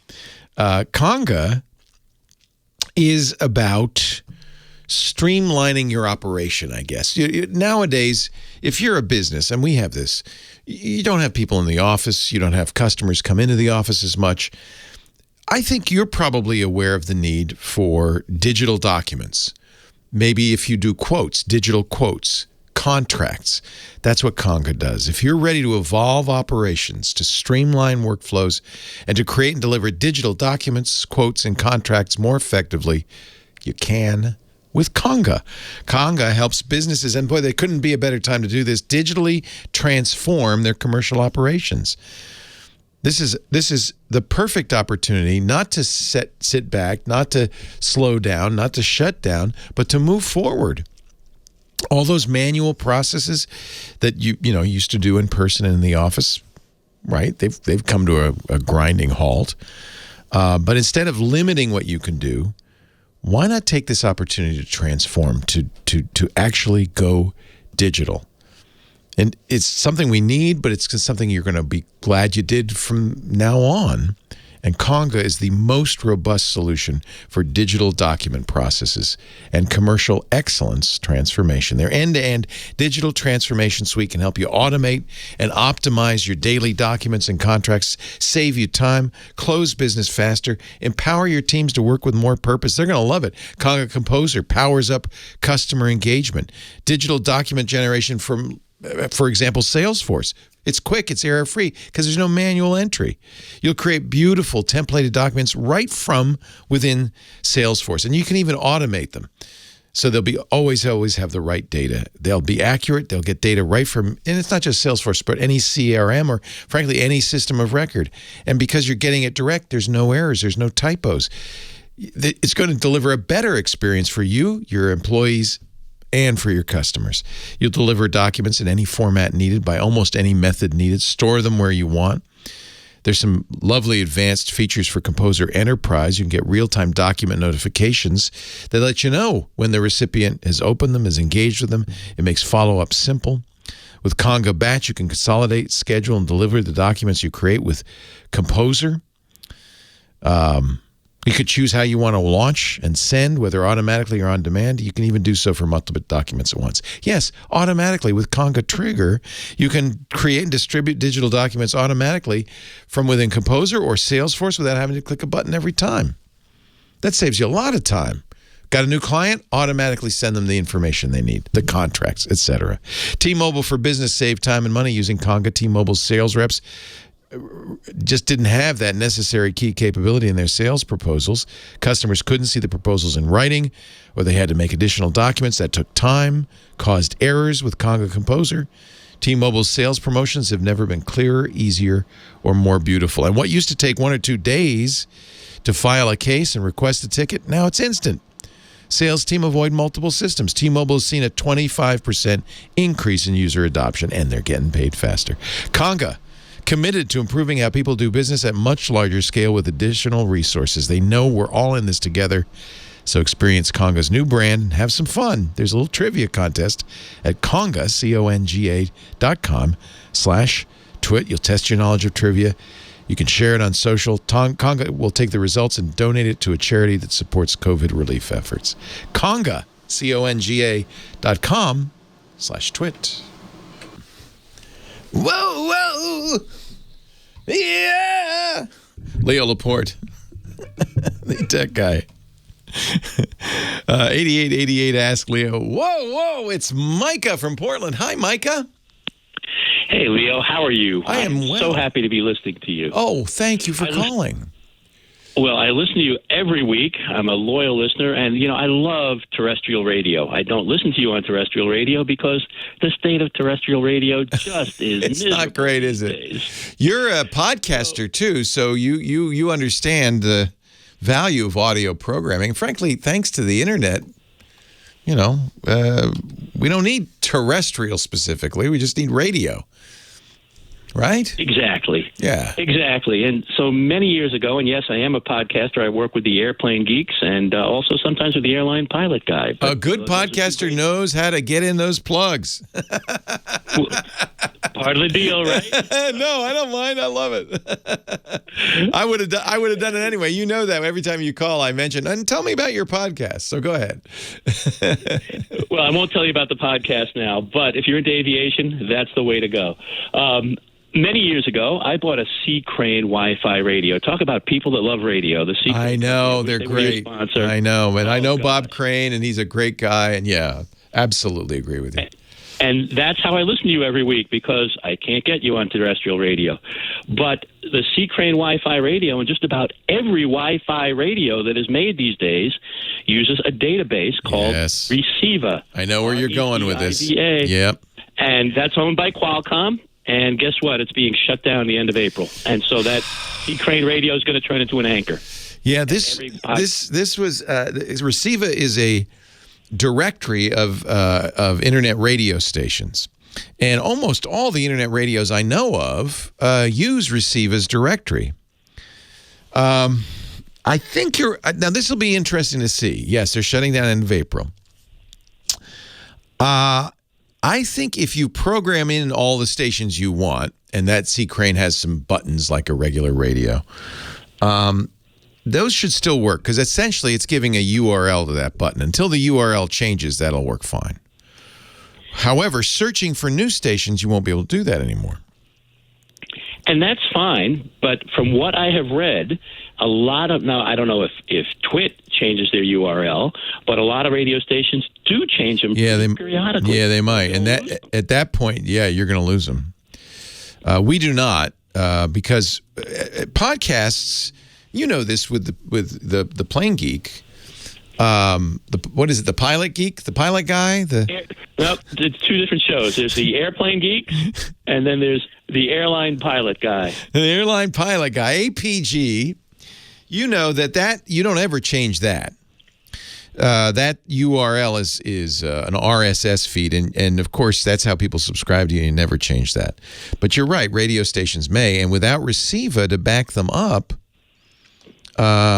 it's going to be interesting to see what happens. Your radio will work for a little while. I don't know what's going to happen in the long run. And Receiva says just contact your radio manufacturer, like they're going to do anything. Does the C Crane? I bet it does get firmware updates. It hasn't had a firmware update in forever. But what C Crane is doing, and I think they're a magnificent company. I'm giving them a plug. If you have the old radio, they'll sell you the new one that's going to have some kind of different database at half price.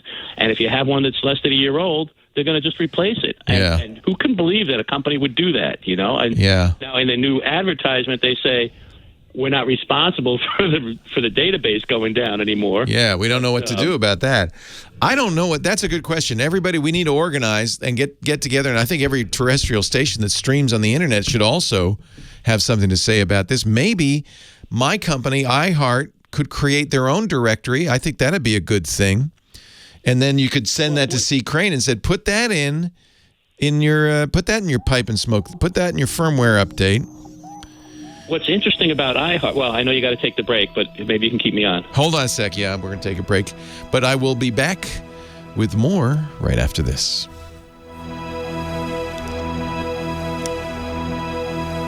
So I'm looking at a website that says, I blocked my Receiva at the router just to see what would happen.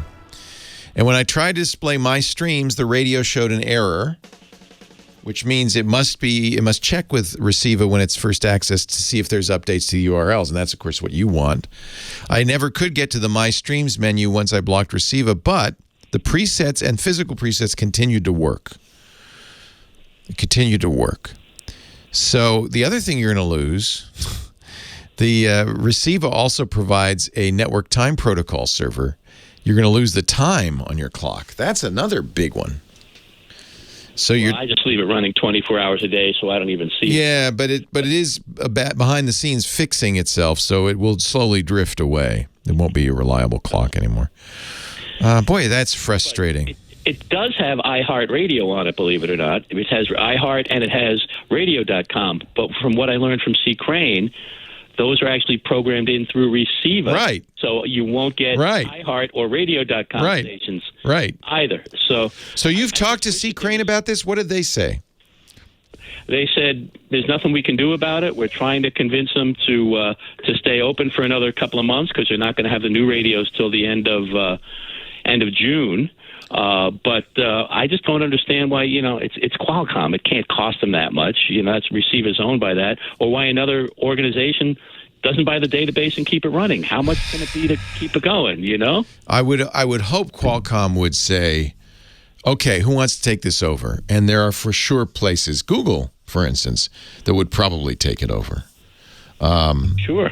Yeah, it is a shame. And, radio.com is also kind of flaky. That's owned by CBS. I just feel like these directories, maybe the feeling is their time has come. I don't know. And I don't want to use Alexa or one of the Google products because I just don't. There's something about having the microphone there listening to. I understand. And those will always work because Amazon's and Google aren't going to take their servers down. So you can name radio stations and they'll stream in. I love that C Crane radio. I have it too. And I gave my mom an internet radio by another company. I bet you that's also using Receiva. Is it Grace or Sangian? What was the name of it? It was the one. It's funny. PBS sold it. PBS Internet Radio. I think it was Grace, and yes, it was a Grace. You're right. It was a Grace. Yeah. And they're also Receiva. So. Yep.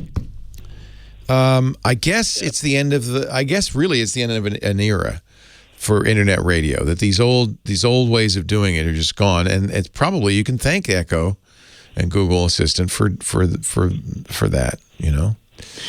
Well, I know that C. Crane has said in their new version that's coming out, they're going to be able to offer you, it's going to be technical, and they said it even in the article, difficult, I'm sure I'll be able to do it. You'll be able to plug in direct URLs, which you can't do in the current DC Wi-Fi radio. So but that's make it a little easier. But that's, you know, that's because they have no server. They have no way to do it. Right. You know? Ugh. You know, I have been meaning to talk about this because I heard about it, and it's a shame. Yeah. I'm glad you called, Micah. I don't have an answer for you. Maybe we can encourage Qualcomm to do the right thing. Well, tell Johnny I said hello. I wish I could follow him on Twitter. For some reason, I commented on one of his posts once, and he blocked me. Micah, I wish he didn't. Unblock Micah, Johnny. Oh, I don't block anybody. What's your Twitter handle, Micah? John. It's Maine Fly. Maine like the state, and Fly. I think Johnny might be unblocking you even as we speak. Micah's a good guy, and he does the APG podcast. Honestly, I blocked like 10 people in my life. What did you say, Micah? What did you say? I think it was something. It was many years ago, and Johnny said something that was kind of in. We've all said things we shouldn't say on Twitter. It wasn't anything nasty. Twitter encourages that. Thanks, Micah. Have a great day. Thank you. Take care. Twitter is made for outrage.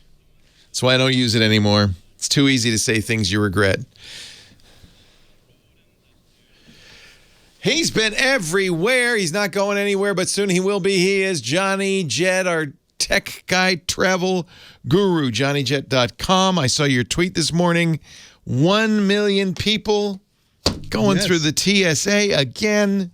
Yesterday, the day before, today is Saturday.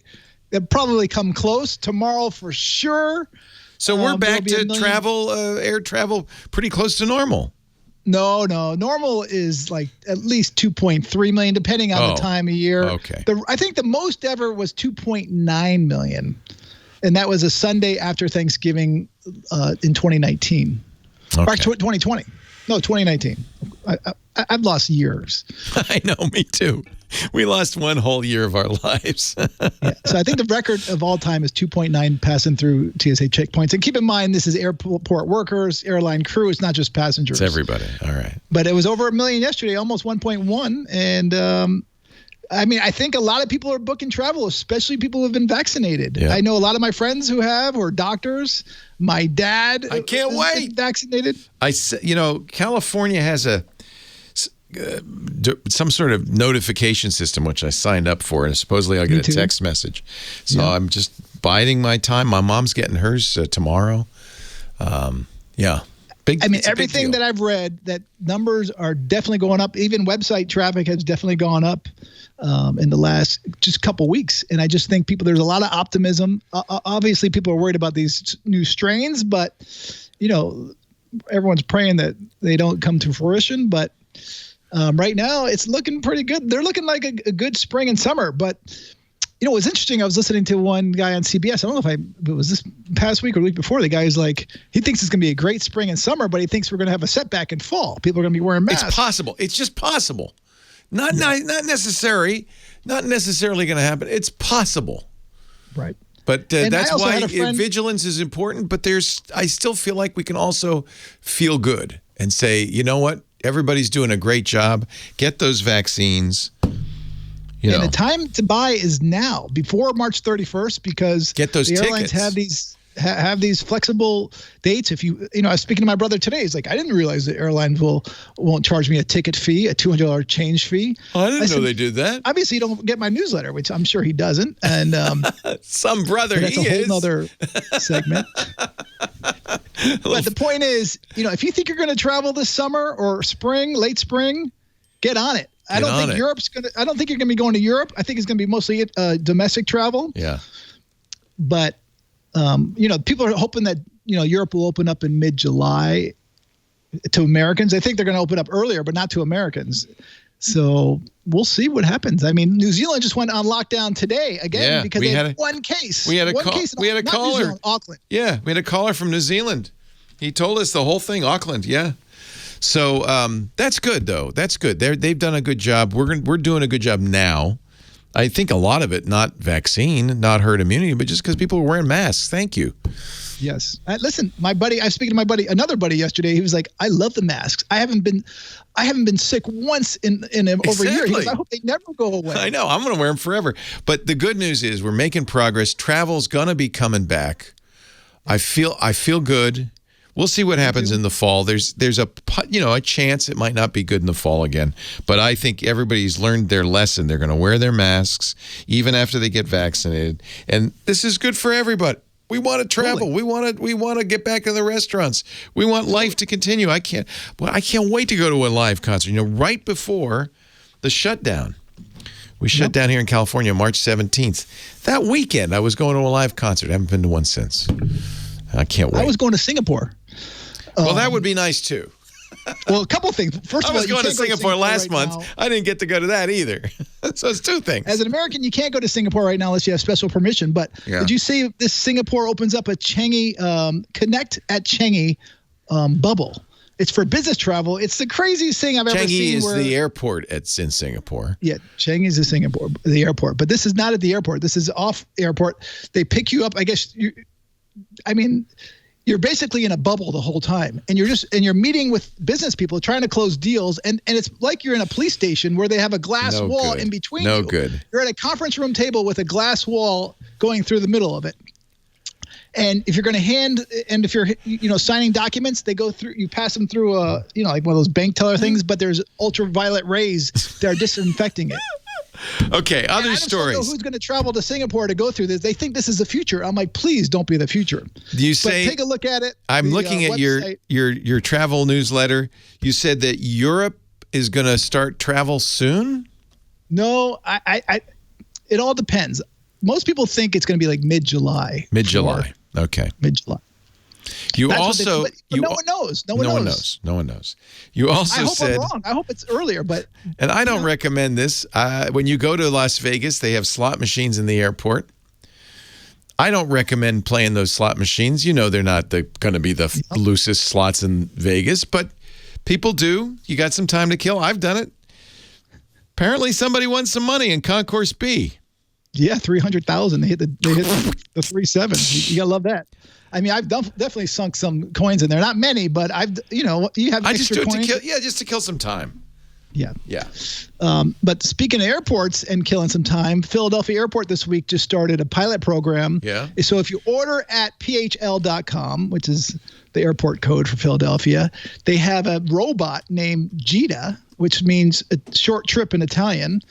And it can hold up to 40 pounds of, orders, and it follows an airport. It used to be it was a person bringing you the stuff.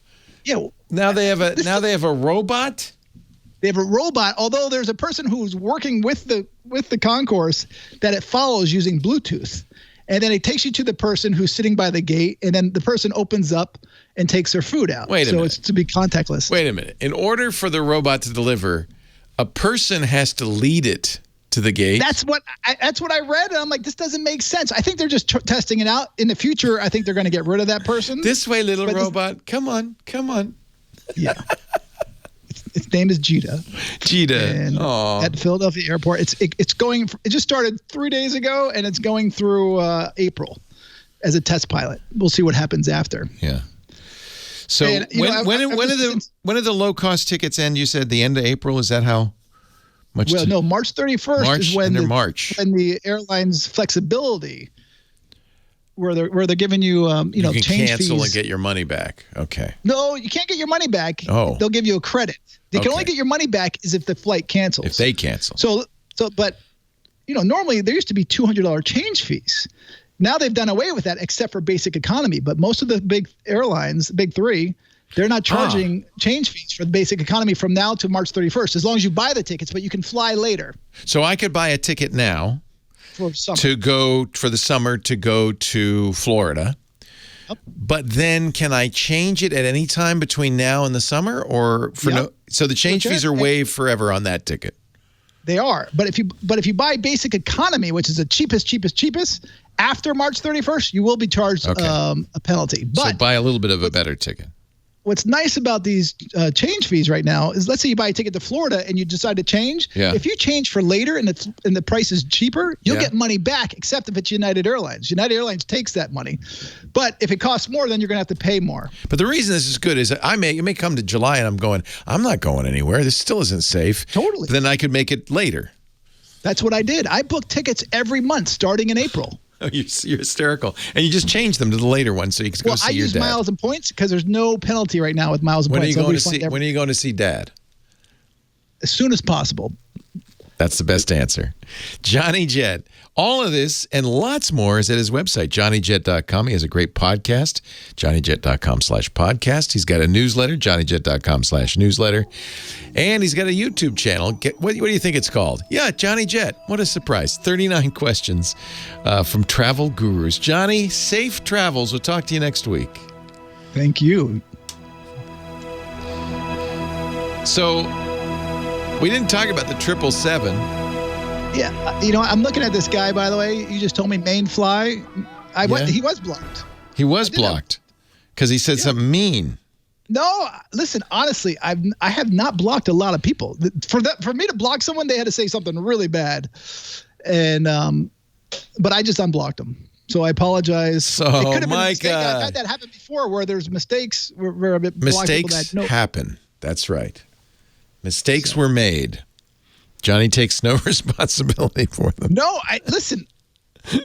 Honestly, I really don't block a lot of people. No, I know, because you're a good guy, and nobody says mean things to you. Even on my Facebook, when we get political, I mean, if they say something about my kids, they're blocked. Well, that's different. But he did not. You say anything about my wife or my kids, you're on my list, buddy. So anyway.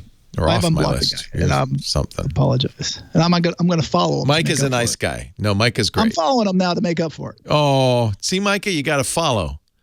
APG. Johnny, everything good at home and kids doing all right? Happy birthday. Fine. No, one of your children. It was my kid's half birthday. Half birthday. Oh, but I posted on Facebook a picture of my announcement from 2 years ago when my wife was pregnant and a picture of my daughter. And people thought it was her 2-year birthday. That's what Lisa thought. 2 years. Yeah. Okay. So it isn't, what's her name? Olivia. Oh, yeah. It's not Olivia's second birthday. That's 6 months off. Okay. Yeah. I will tell Lisa because she said, don't forget. It's amazing how fast these guys grow. We were just playing catch upstairs. We're playing a game. I know. My son and my daughter and I were throwing the ball to each other, and I was counting whoever can catch the ball and throw the ball correctly back to me. Oh, isn't that fun? It's the best. Oh, it's great. Enjoy these. You're in a way you're lucky because you've been able to be home with them for the last year. That's really good. So there are a couple things, by the way, I wanted to mention. I didn't have time. Dispo, you heard of the new photo sharing app? No, DISPO? Yeah, I'll mention it next week, but I can't get an invite. And it's it's supposed to be like a disposable camera where you take the photos, you can share it with your friends, they can take pictures on the same reel, and then at 9 a.m. in the morning they show up the next day. Yes. And all these big investors are throwing money at it, like big money. I think 20 million they've raised. Wow. It's David Dobrik's new thing. There was a UFO sighting? American Airlines pilots from Cincinnati to Phoenix spotted it over New Mexico, and the FAA has confirmed it, but they're not really talking. It's not really in the news. It blows my mind. It's like a UFO's circling around. They said they saw a long cylindrical object, and it just shot above the plane, and they're like, are they shooting missiles? They're like, nope, there's been no testing. So take a look at that too. Okay. for that Micah guy who I blocked. Johnny, are you a believer of UFOs? Yeah. I do think there's something out there, but I'm not a conspiracy theorist or anything like that. But it's hard to believe that we're alone. You know how it is. Yeah, it is hard to believe. It's almost even depressing. Yeah. Oh, Bob Crane just texted me. And who's Bob Crane? I'm going to give the update. She's the guy at C. Crane. Oh, nice. Oh, this is good. That's awesome. I will put his response on the air. Thank you, Johnny. Take care. Have a great week. Take care. Bye-bye. Bye-bye. Fun. Natural fun. That's what we're having right here. Natural fun. Leo Laporte, the tech guy, 8888 Ask Leo. Got a text from Bob Crane. We were talking about C. Crane with Micah a little while ago, a few minutes ago. Micah was bummed. He loves his C. Crane internet radio. But like most internet radios, it used a website called Receiva, R-E-C-E-I-V-A. Receiva was a database, always up to date, which was great, of internet radio stations. And, you know, the reason you needed it is because stations would move from time to time and so forth. So these radios would look it up on Receiva and then go to the right URL. You didn't have to enter in a long web address or anything like that. Because you could, I mean, honestly, all these stations are a web address. So Bob heard the call. Thank you, Bob, for listening. He says, and this is a quote from Bob Crane over at C. Crane, "We're working on our best solution for Receiva, and we will let everyone know next week." Awesome. So they are working on something. That's good news. That's really good news. So Micah, there it is from the guy, the man himself. They're working on something. And you're right. I mean, they really stand behind their products, and that's one of the things that's great about C. Crane. And I recommend them all the time, as you know, on the show. And so I think it's great that they're going to offer you something as a replacement, but even better, maybe they'll have a solution for your existing. In fact, if you go to ccrane.com, right on the front, important notice, Receiva is shutting down. If you have a CC Wi-Fi internet radio, please click here to know more. So all the details there, if you're using a service. They're going to use something called SkyTune, which is a new service to do that. So I love C. Crane, I have to say. Really good. Really good. ccrane.com, C-R-A-N-E. Thank you, Bob. Good to hear from you. Michael on the line from Torrance, California. Hi, Michael. Leo Laporte, the tech guy. Dr. Leo. Nurse Michael. I don't know. That's not right. Dr. Michael. Dr. Michael. Yeah. Oh, my God. Oh, my God. And thanks, Johnny Jet. I'm never going to fly again. I know. He believes UFOs are flying in. He said this during the commercial break, but you were on hold, so you heard it. Apparently, was it United Airline pilots or is it American? I can't remember. Saw a UFO. Yeah. Yeah, United Airlines. Anyway, by the way, the FAA, the Federal Aviation Administration, says we can't explain it. It was American Airlines, a flight from Cincinnati to Phoenix. The pilot said, "Do you have any targets up here? We just had something go right over the top of us. I hate to say it, but it looked like a long cylindrical object. It almost looked like a cruise missile type of thing, moving really fast over the top of us." And they denied any missiles. No missiles. We don't know. Yeah. No. I'll play that MP3 actually after we're done here because there's an MP3 of this. Yeah, that's funny. What can I do for you? It could have been a guy in a jetpack. Remember that? Twice at LAX, they cited a guy in a jetpack. Twice. Yeah, exactly. Yeah. One comment on fries. I'm crying now because when I worked at IBM our headquarters was in Sunnyvale. Yep. I used to stop by that fries. So fun. 101 in Lawrence at least once a week. And sad to see it go, but it's sign of the times. Yeah. It was, I think frankly, Amazon and Newegg and all the online places you could buy the same things probably just is the end of the line for not only fries, but a lot of retail outlets. Yeah, well, Radio Shack, pre-Amazon, and you could get any part. Oh, it was so much fun going in. It was just fun to go in. I never went shopping. I just walk in. They say men don't like shopping. Show them a fries. Change your tune. And we've got one here in Manhattan Beach. Yep. That's obviously down. But Anyhow, I had to ask you about your baseball bat that's behind you, that Louisville. You can see that, can you? Yeah, I can. Is that, did that come from Tactile Park, like opening day? No, I wish. I wish. It's just somebody sent it to me. It says, "Congratulations! This is how old it is on your 100th podcast." oh, how funny! That's only 712 podcasts ago. Exactly. Have you ever been to the Louisville Slugger plant in Louisville? I have not. Giant bat right in front. It's so cool. Highly recommend it. Next time you could travel. I've got a ton. Well, I'm not going to fly. I'm American now. You think the pilots were mistaken? They woke up from their nap. But yeah, I've got a little Louisville Slugger from Tactile Park opening day.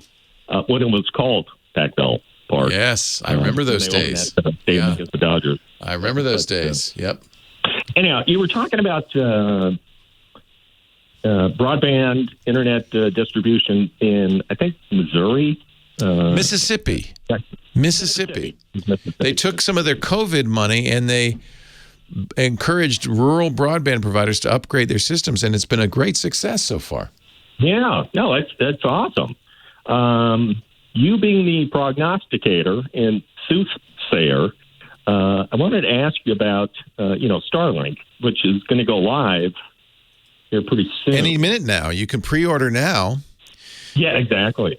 And they guarantee, 50 to 150 megabits, I think. Yeah. And the latency is like 20 to 40 milliseconds, which... Yeah, and by the way, that's going to get better. Everybody, in fact, people who have had Starlink for other reasons, this is Elon Musk's satellite-based internet that will ring the planet, 12,000 satellites when he's done, giving high-speed internet to every corner of the planet. Right now, you can pay $400 for the equipment, $99 a month. I imagine there'll be a lower-cost version available, but people who've had it for a while say it's getting faster, and that's what we expected. As he adds satellites, it'll improve. So they're promising right now as much as 150 megabits, which isn't great. No, and that was my question. Is it the size of a satellite and the transponder size that's limiting the bandwidth? That's a good question. I don't know why it would be better when you have more satellites. Why would that be? They got larger satellites with bigger transponders. I think it's going to be the same satellites. I think that design is done. You could see how it would reduce latency if you didn't have to, see a satellite far away from you. If you could if there were enough satellites. It's pretty spectacular because it's all low. It's already good. Orbit. Yeah. Right? Elon says the latency will go down to 20 milliseconds, which is a little more, but comparable to your land-based internet service provider. Speeds will double, he's promising. Now, I'm not sure. That may be because they'll provide more stations on Earth, better bandwidth to those stations. I'm not sure exactly why the speed would double, but I imagine he's building a lot of land-based satellite dishes to service it. Because remember, when you do satellite internet, you're sending a signal to them, but then they send the signal back to Earth, and it goes each way. And in order to reduce latency, you'd want to shorten that path. Well, they're only 1,000 miles away. They're low Earth orbit. West Coast, East Coast is 40 millisecond latency anyways. So it's pretty good. They're doing a pretty good job. Yeah. You know what? I'm going to have to do some research why Elon, and Elon makes stuff up. So but people who have it are reporting already it's very good. So that's good news. That's really good news. Wave of the future, or because I know there's a lot of dark fiber. There's lit. You know what it is? It's competition, and it's competition for the duopoly of cable/phone companies who've had no competition, and so have given us in the U.S. terrible service at a ridiculous price. Any competition is good, and I think it will stimulate more. That's what I predict. It's a very, very good thing. Dr. Michael, thank you.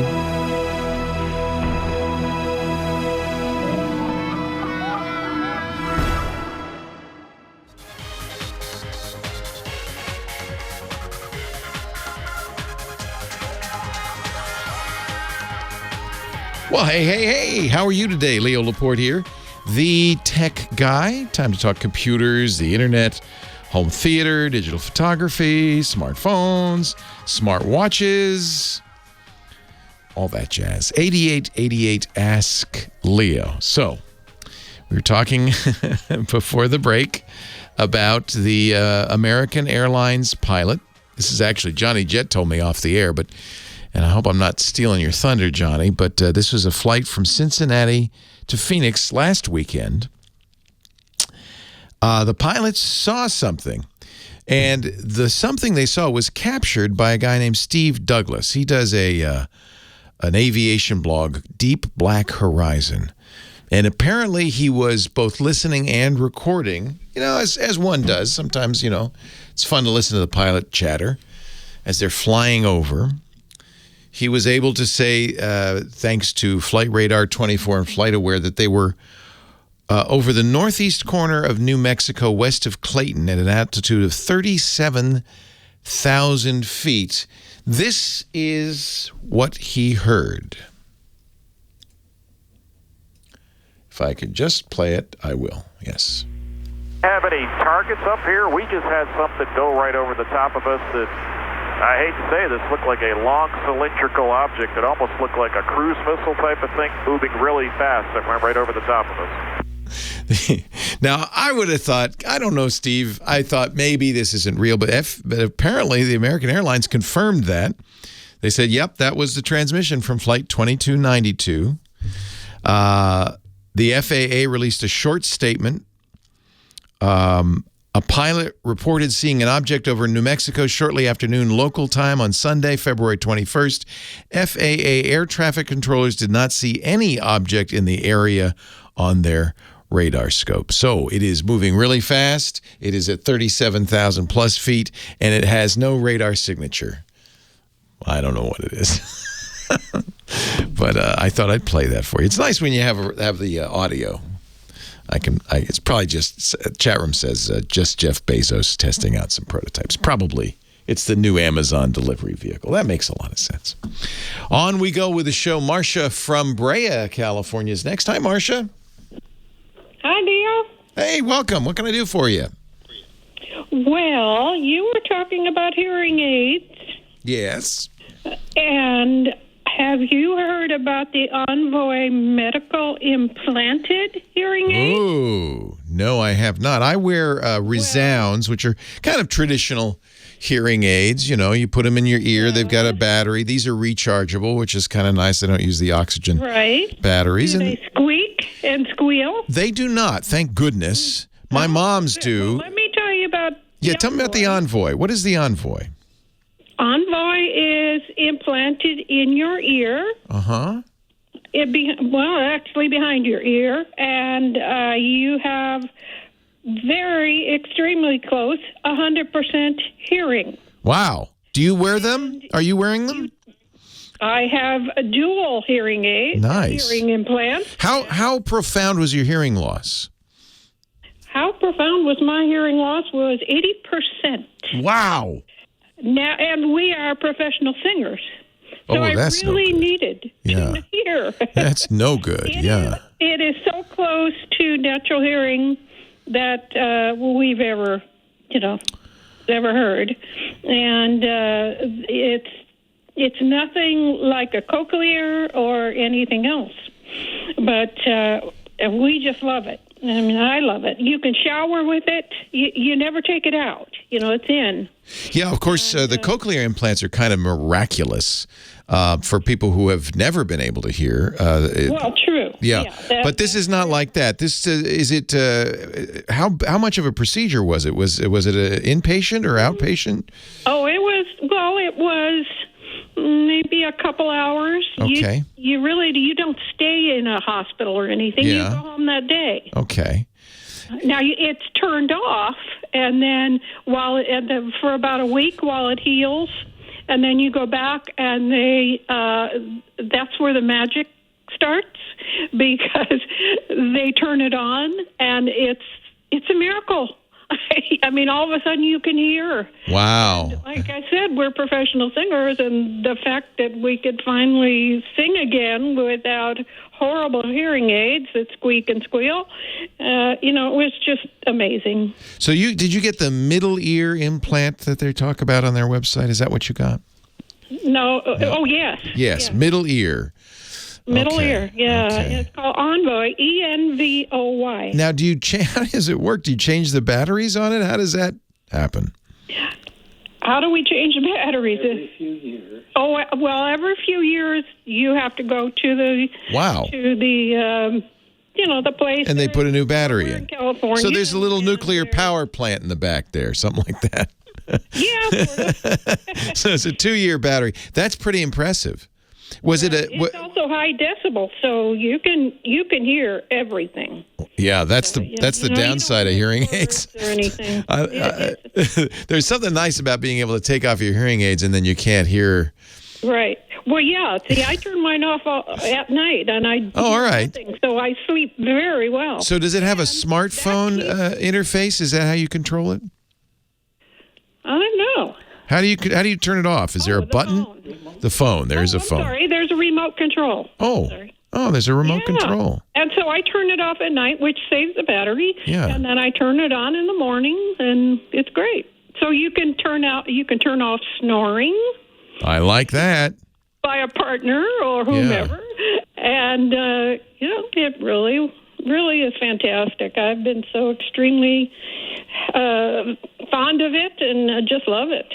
Envoy Medical, ENVOY medical.com, and it's called the Esteem Middle Ear Implant. ESTEEM. Well, Marcia, thank you for calling and letting us know about that. I'm so glad it's working so well for you. That's wonderful. Yes, and the people at Envoy are happy to answer any questions. Was it expensive? Anybody who calls. Was it expensive, or did insurance cover it? No, insurance. They're working on getting the insurance to cover it. That would really help them. Yeah, I'm sure they were not inexpensive. On the other hand, what is it worth to be able to sing again? That's great. Well, exactly. But, a lot of people, there were some athletes that got it. Sure. And various people that are... You don't have to tell me, but I know people would like to know roughly how much did it cost? About how much is it? $30,000. Oh, boy. And I thought my $6,000 resounds were expensive. But you have nothing to... That's for the rest of your life. Oh, including battery and tune-ups, huh? When you consider that, I mean, depending on how old anyone is, you have to consider that. Yeah. Because hearing aids can get very expensive every few years. Wow. Well, I'm so glad. And it sounds like your husband got it, too. No, he's fine. He didn't need it. He's just helping me here. That's nice. Do you sing together? Yes, we do. Oh, what kind of music? We met. Oh, we sing 1940s, 50s, various things. The Boogie Woogie Bugler Boy Company B. Exactly. That was one of our first songs we sang together. Don't go sitting under the apple tree with anybody else but me. Oh, yeah. Well, it sounds like you need to join us. It's such a pleasure to talk to you, Marcia. Thank you so much for the call. I appreciate it. Thank you, Leo. It's nice to hear a success story like that. That's wonderful. It's a little pricey. If they get a medical insurance to pay for it, man, that'd be fantastic, wouldn't it? It's the kind of thing the insurance companies go, hey, you don't need that. You're fine. You're just fine. You're okay. Leo Laporte, the tech guy, 8888. Ask Leo. Jeff on the line from Thunder Bay, Ontario, Canada. Hello, Jeff. Hey, Leo, how are you? I'm great. Country number 3 today. We had New Zealand, Mexico, now Canada. I like to be part of that international contingent. That's nice. Yes, welcome. I promise I won't sing either, otherwise... Yeah, that's my excuse. I don't have the proper hearing aids. That's the story. Hey, thanks for taking my call. Sure. And I know you like to spend money, so I'm looking for a recommendation. Spend your money, yes. I'd love to spend your money. Go ahead. What do you need? We're looking for. I work in a school. Okay. And we're looking for a dedicated video camera, so that we can make our own, YouTube videos and things like that. Yeah. We don't want to use phones, and we've tried, like DSLRs and stuff like that. But and we've hired sometimes some professional companies, and they have these really high-end cameras.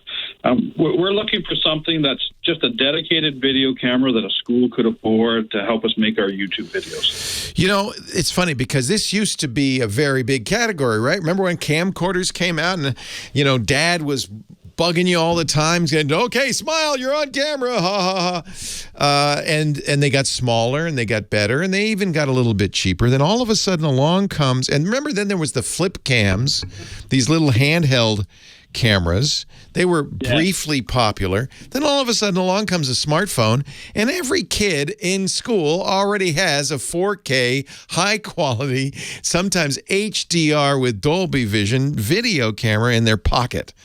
Right. But you're right. Sometimes a camera on a tripod with a good sound system and so forth is a better choice.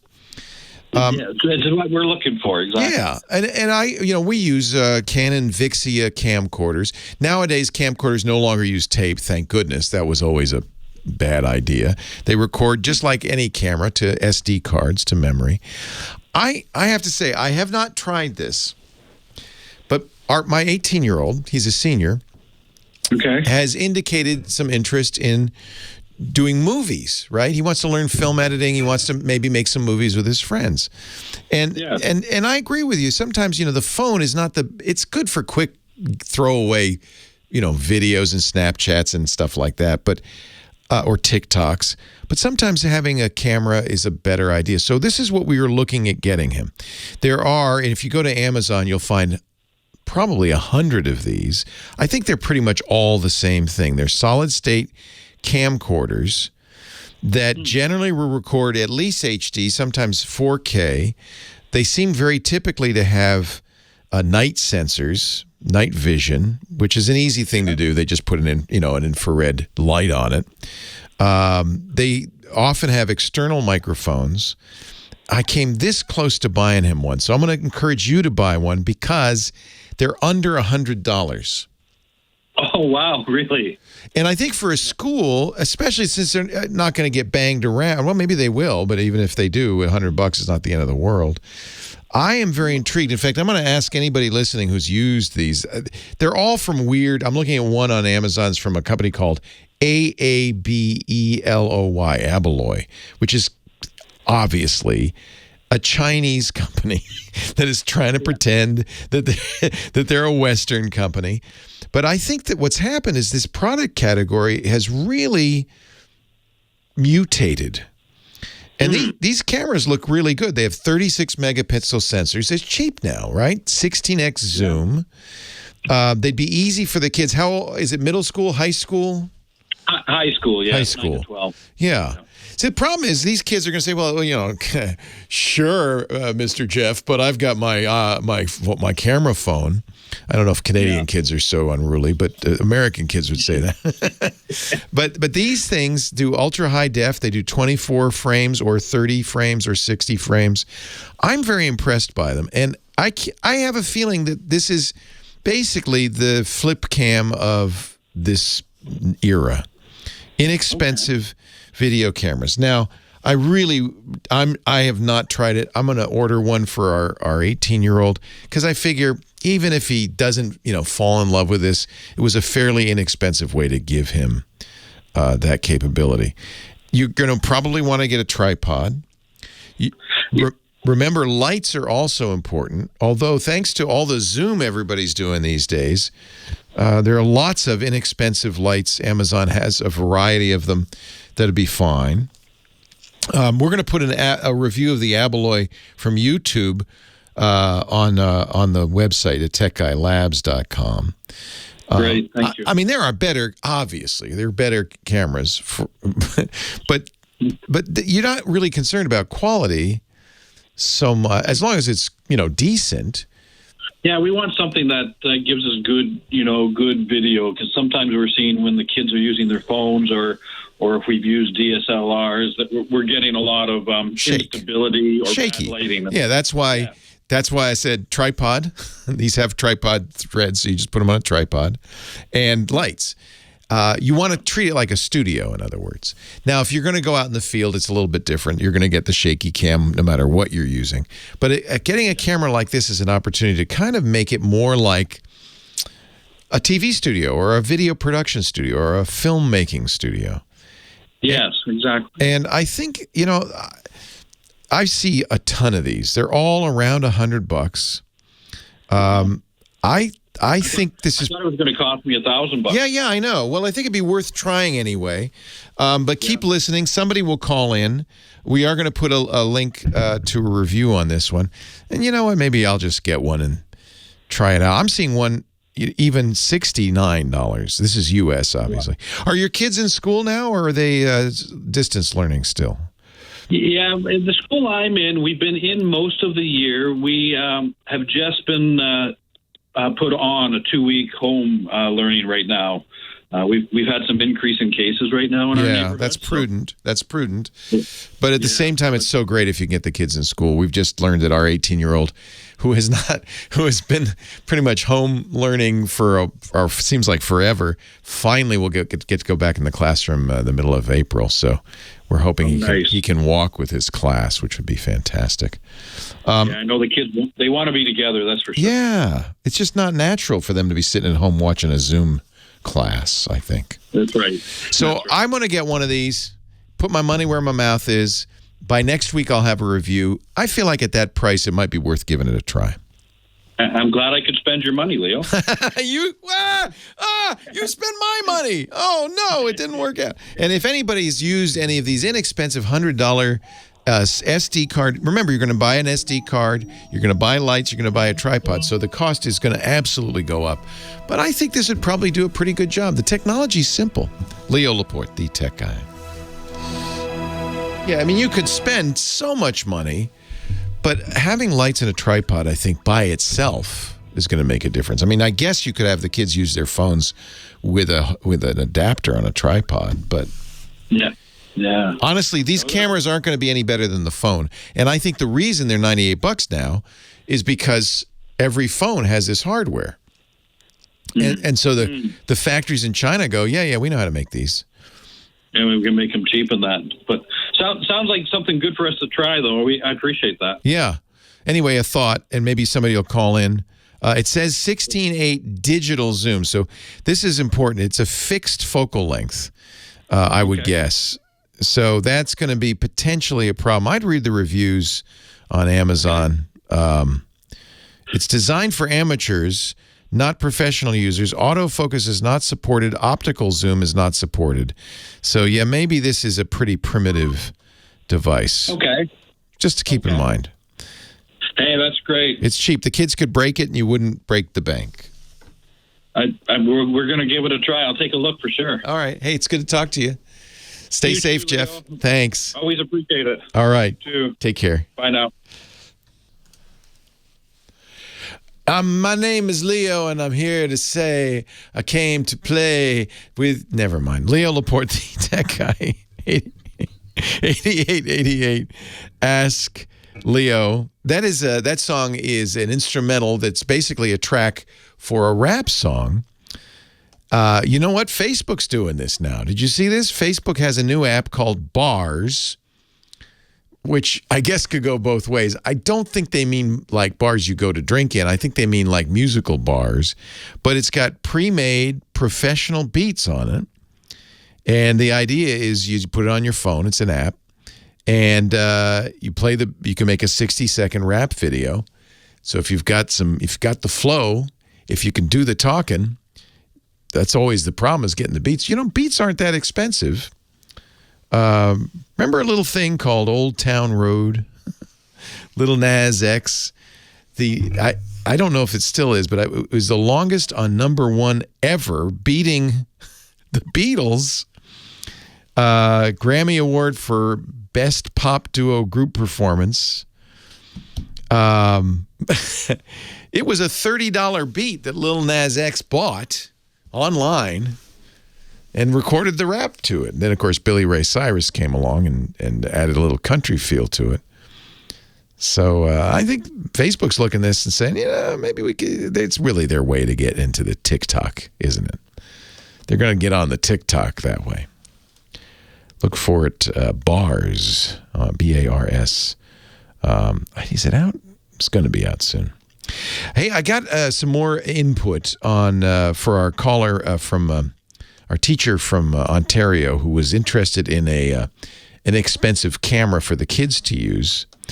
And after, looking around a little bit, we use in our studio, we do video. You can get a video of this show.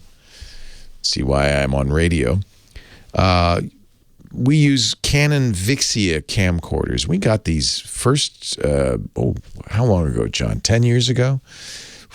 11 years ago for our old studio.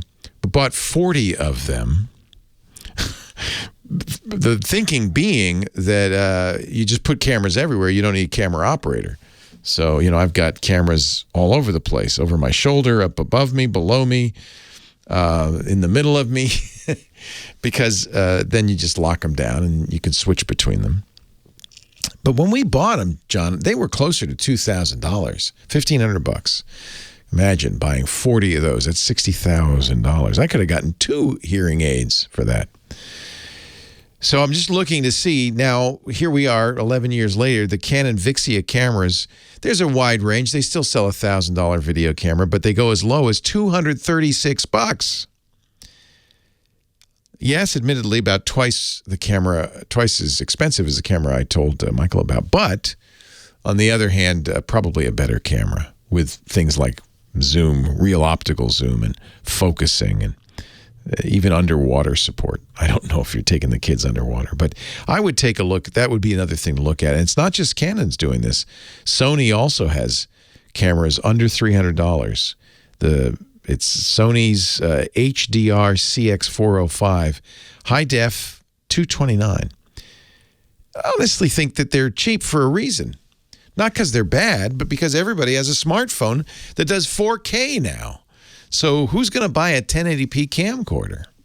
So I think probably this is a very good time to be buying a camcorder. And I think there are good reasons to have a camcorder. The kids take it a little bit more seriously, I would bet.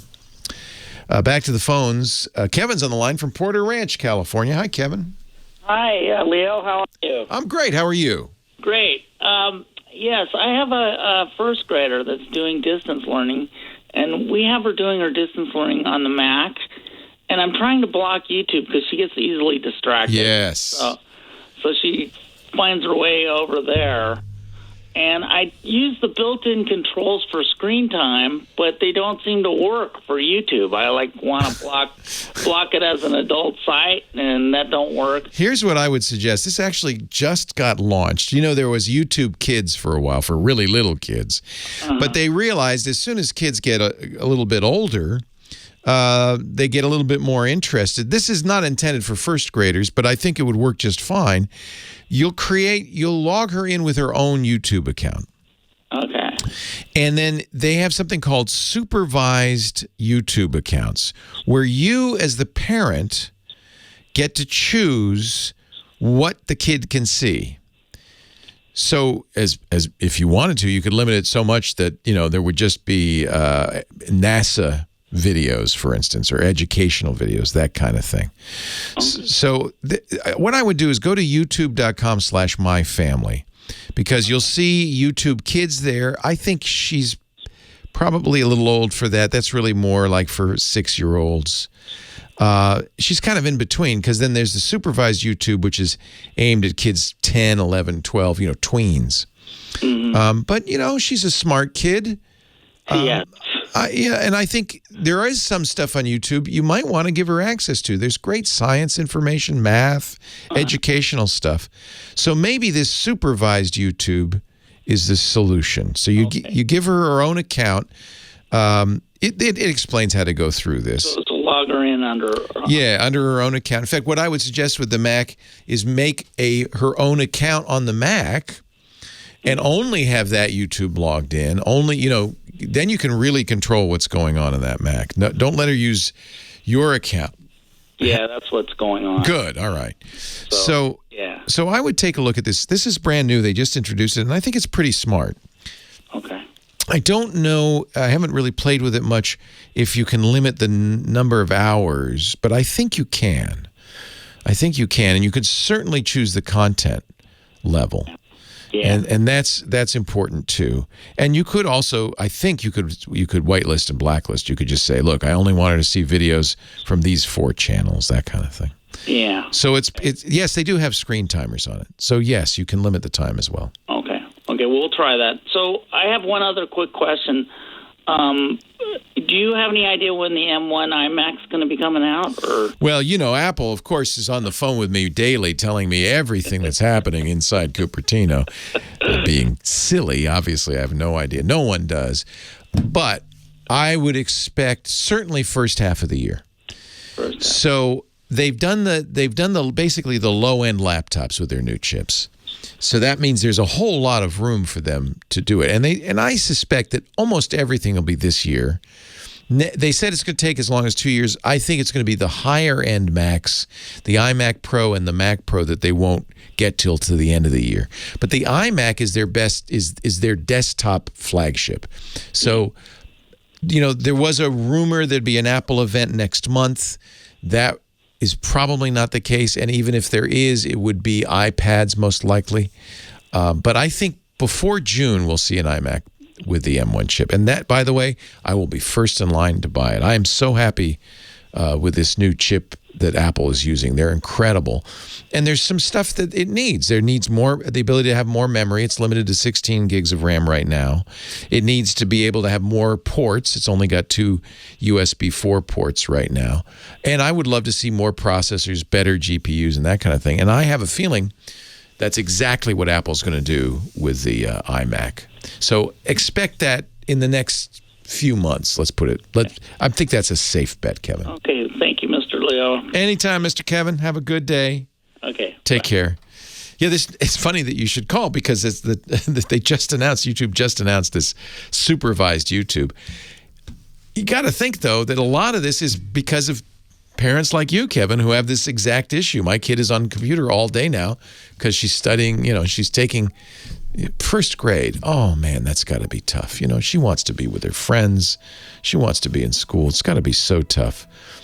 We're almost there. I really feel like it. We're almost there. Maybe this will be the last semester.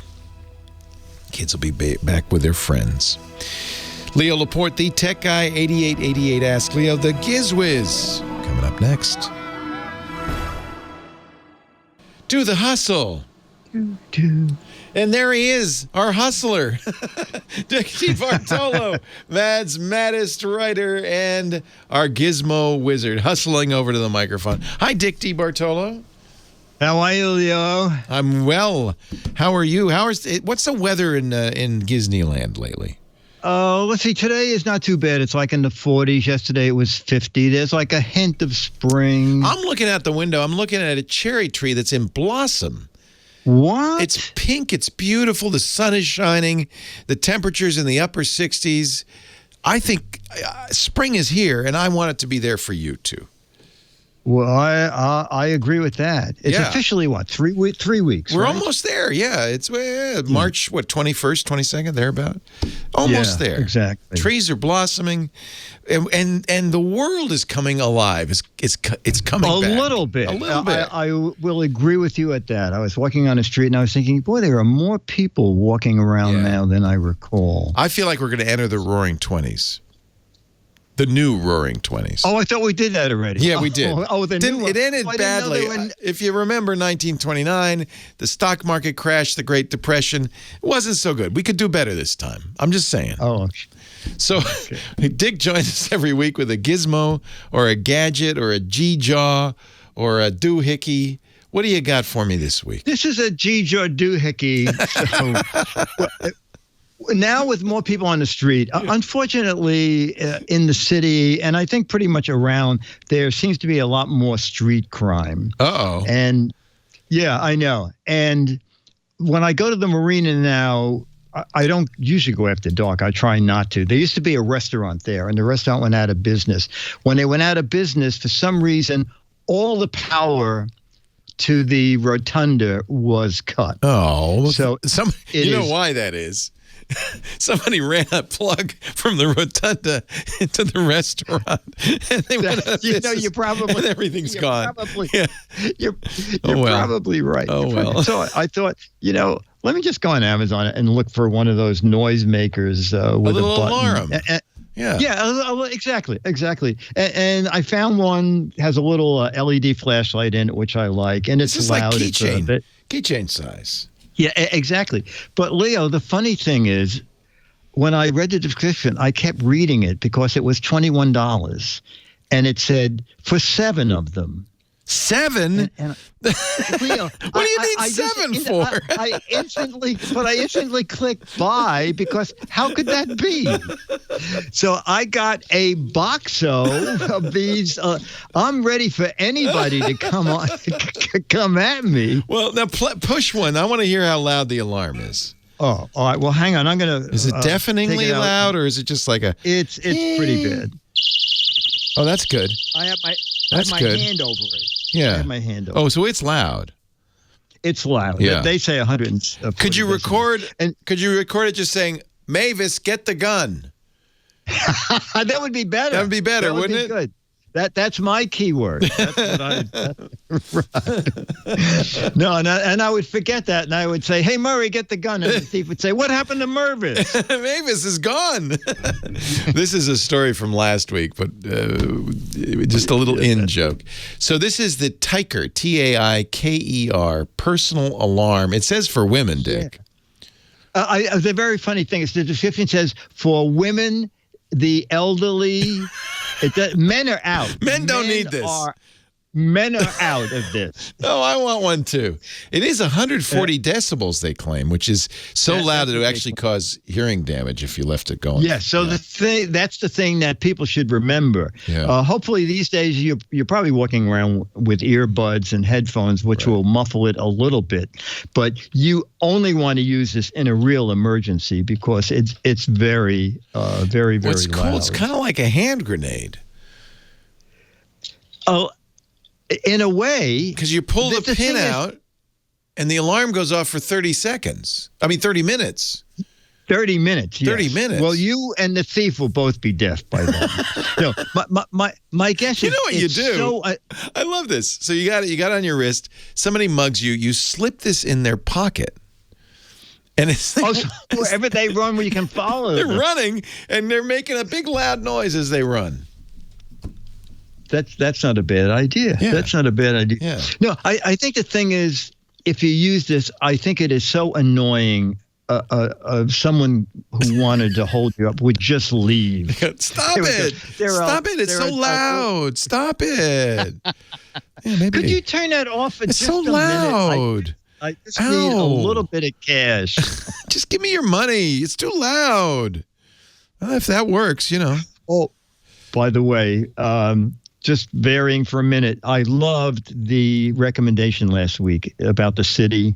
Pretend it's a city. Oh, the Fran Lebowitz show, Pretend It's a City. You watched that on Netflix? Yes. It's good, isn't it? It is very funny. And that reminds me about thievery when she reports to the cops that someone broke a windshield and took stuff. Yeah. And the cops said, "What did they take?" She said, "I had an apple and cigarettes on the dashboard." And he said, So what do you expect? You left that in the window? She said it was an apple. It cost about 10 cents. A pack of cigarettes in those days, about 50 cents. 60 cents worth of stuff. They broke the window to steal it. And the cop says, "Well, you left it in the window. What'd you expect, lady?" What exactly? It's very New York. Oh, okay. Okay. So is this, by the way. Fran had one of these. The Tiker Tiker personal alarm. Yeah. Very New York. Very New York. I don't know if it'd work in Petaluma. Because you know what happens? People ignore alarms. The alarm goes off. Somebody says, somebody's car just got stinged. And they ignore it. Yeah. I have heard where thieves who really want a particular car just set the alarm off like every night so that people just say, It's that car again with the defective alarm. I'll never forget. Some years ago, when burglar alarms were much more popular, I saw a car driving down the street. The alarm was going off, and it kept saying, "Burglar, burglar." Burglar as he's driving down the street. And I'm sure it wasn't a burglar. It was the poor guy who owned the car but couldn't figure out how to disable the alarm. And I just can see he was bright red as he's driving it down the street. Yeah, make it sound like a phone ringing and then everybody will run over. You can't change the sound, though. It is the way. No, you can't. Yeah. You can't. Yeah. You want to know more about this? Did you get 7 of them? I got 7 of them, and Dennis said to me, "What if you lose the little thing that you pull out for the alarm to go off?" Don't lose that. Fortunately, you can take it out of the other one. I worked it through the key ring, so smart. It won't fall off. Well, you kind of want it to come off though when you need it. Yes, when you need it, but you don't want to lose it because then you carry it around.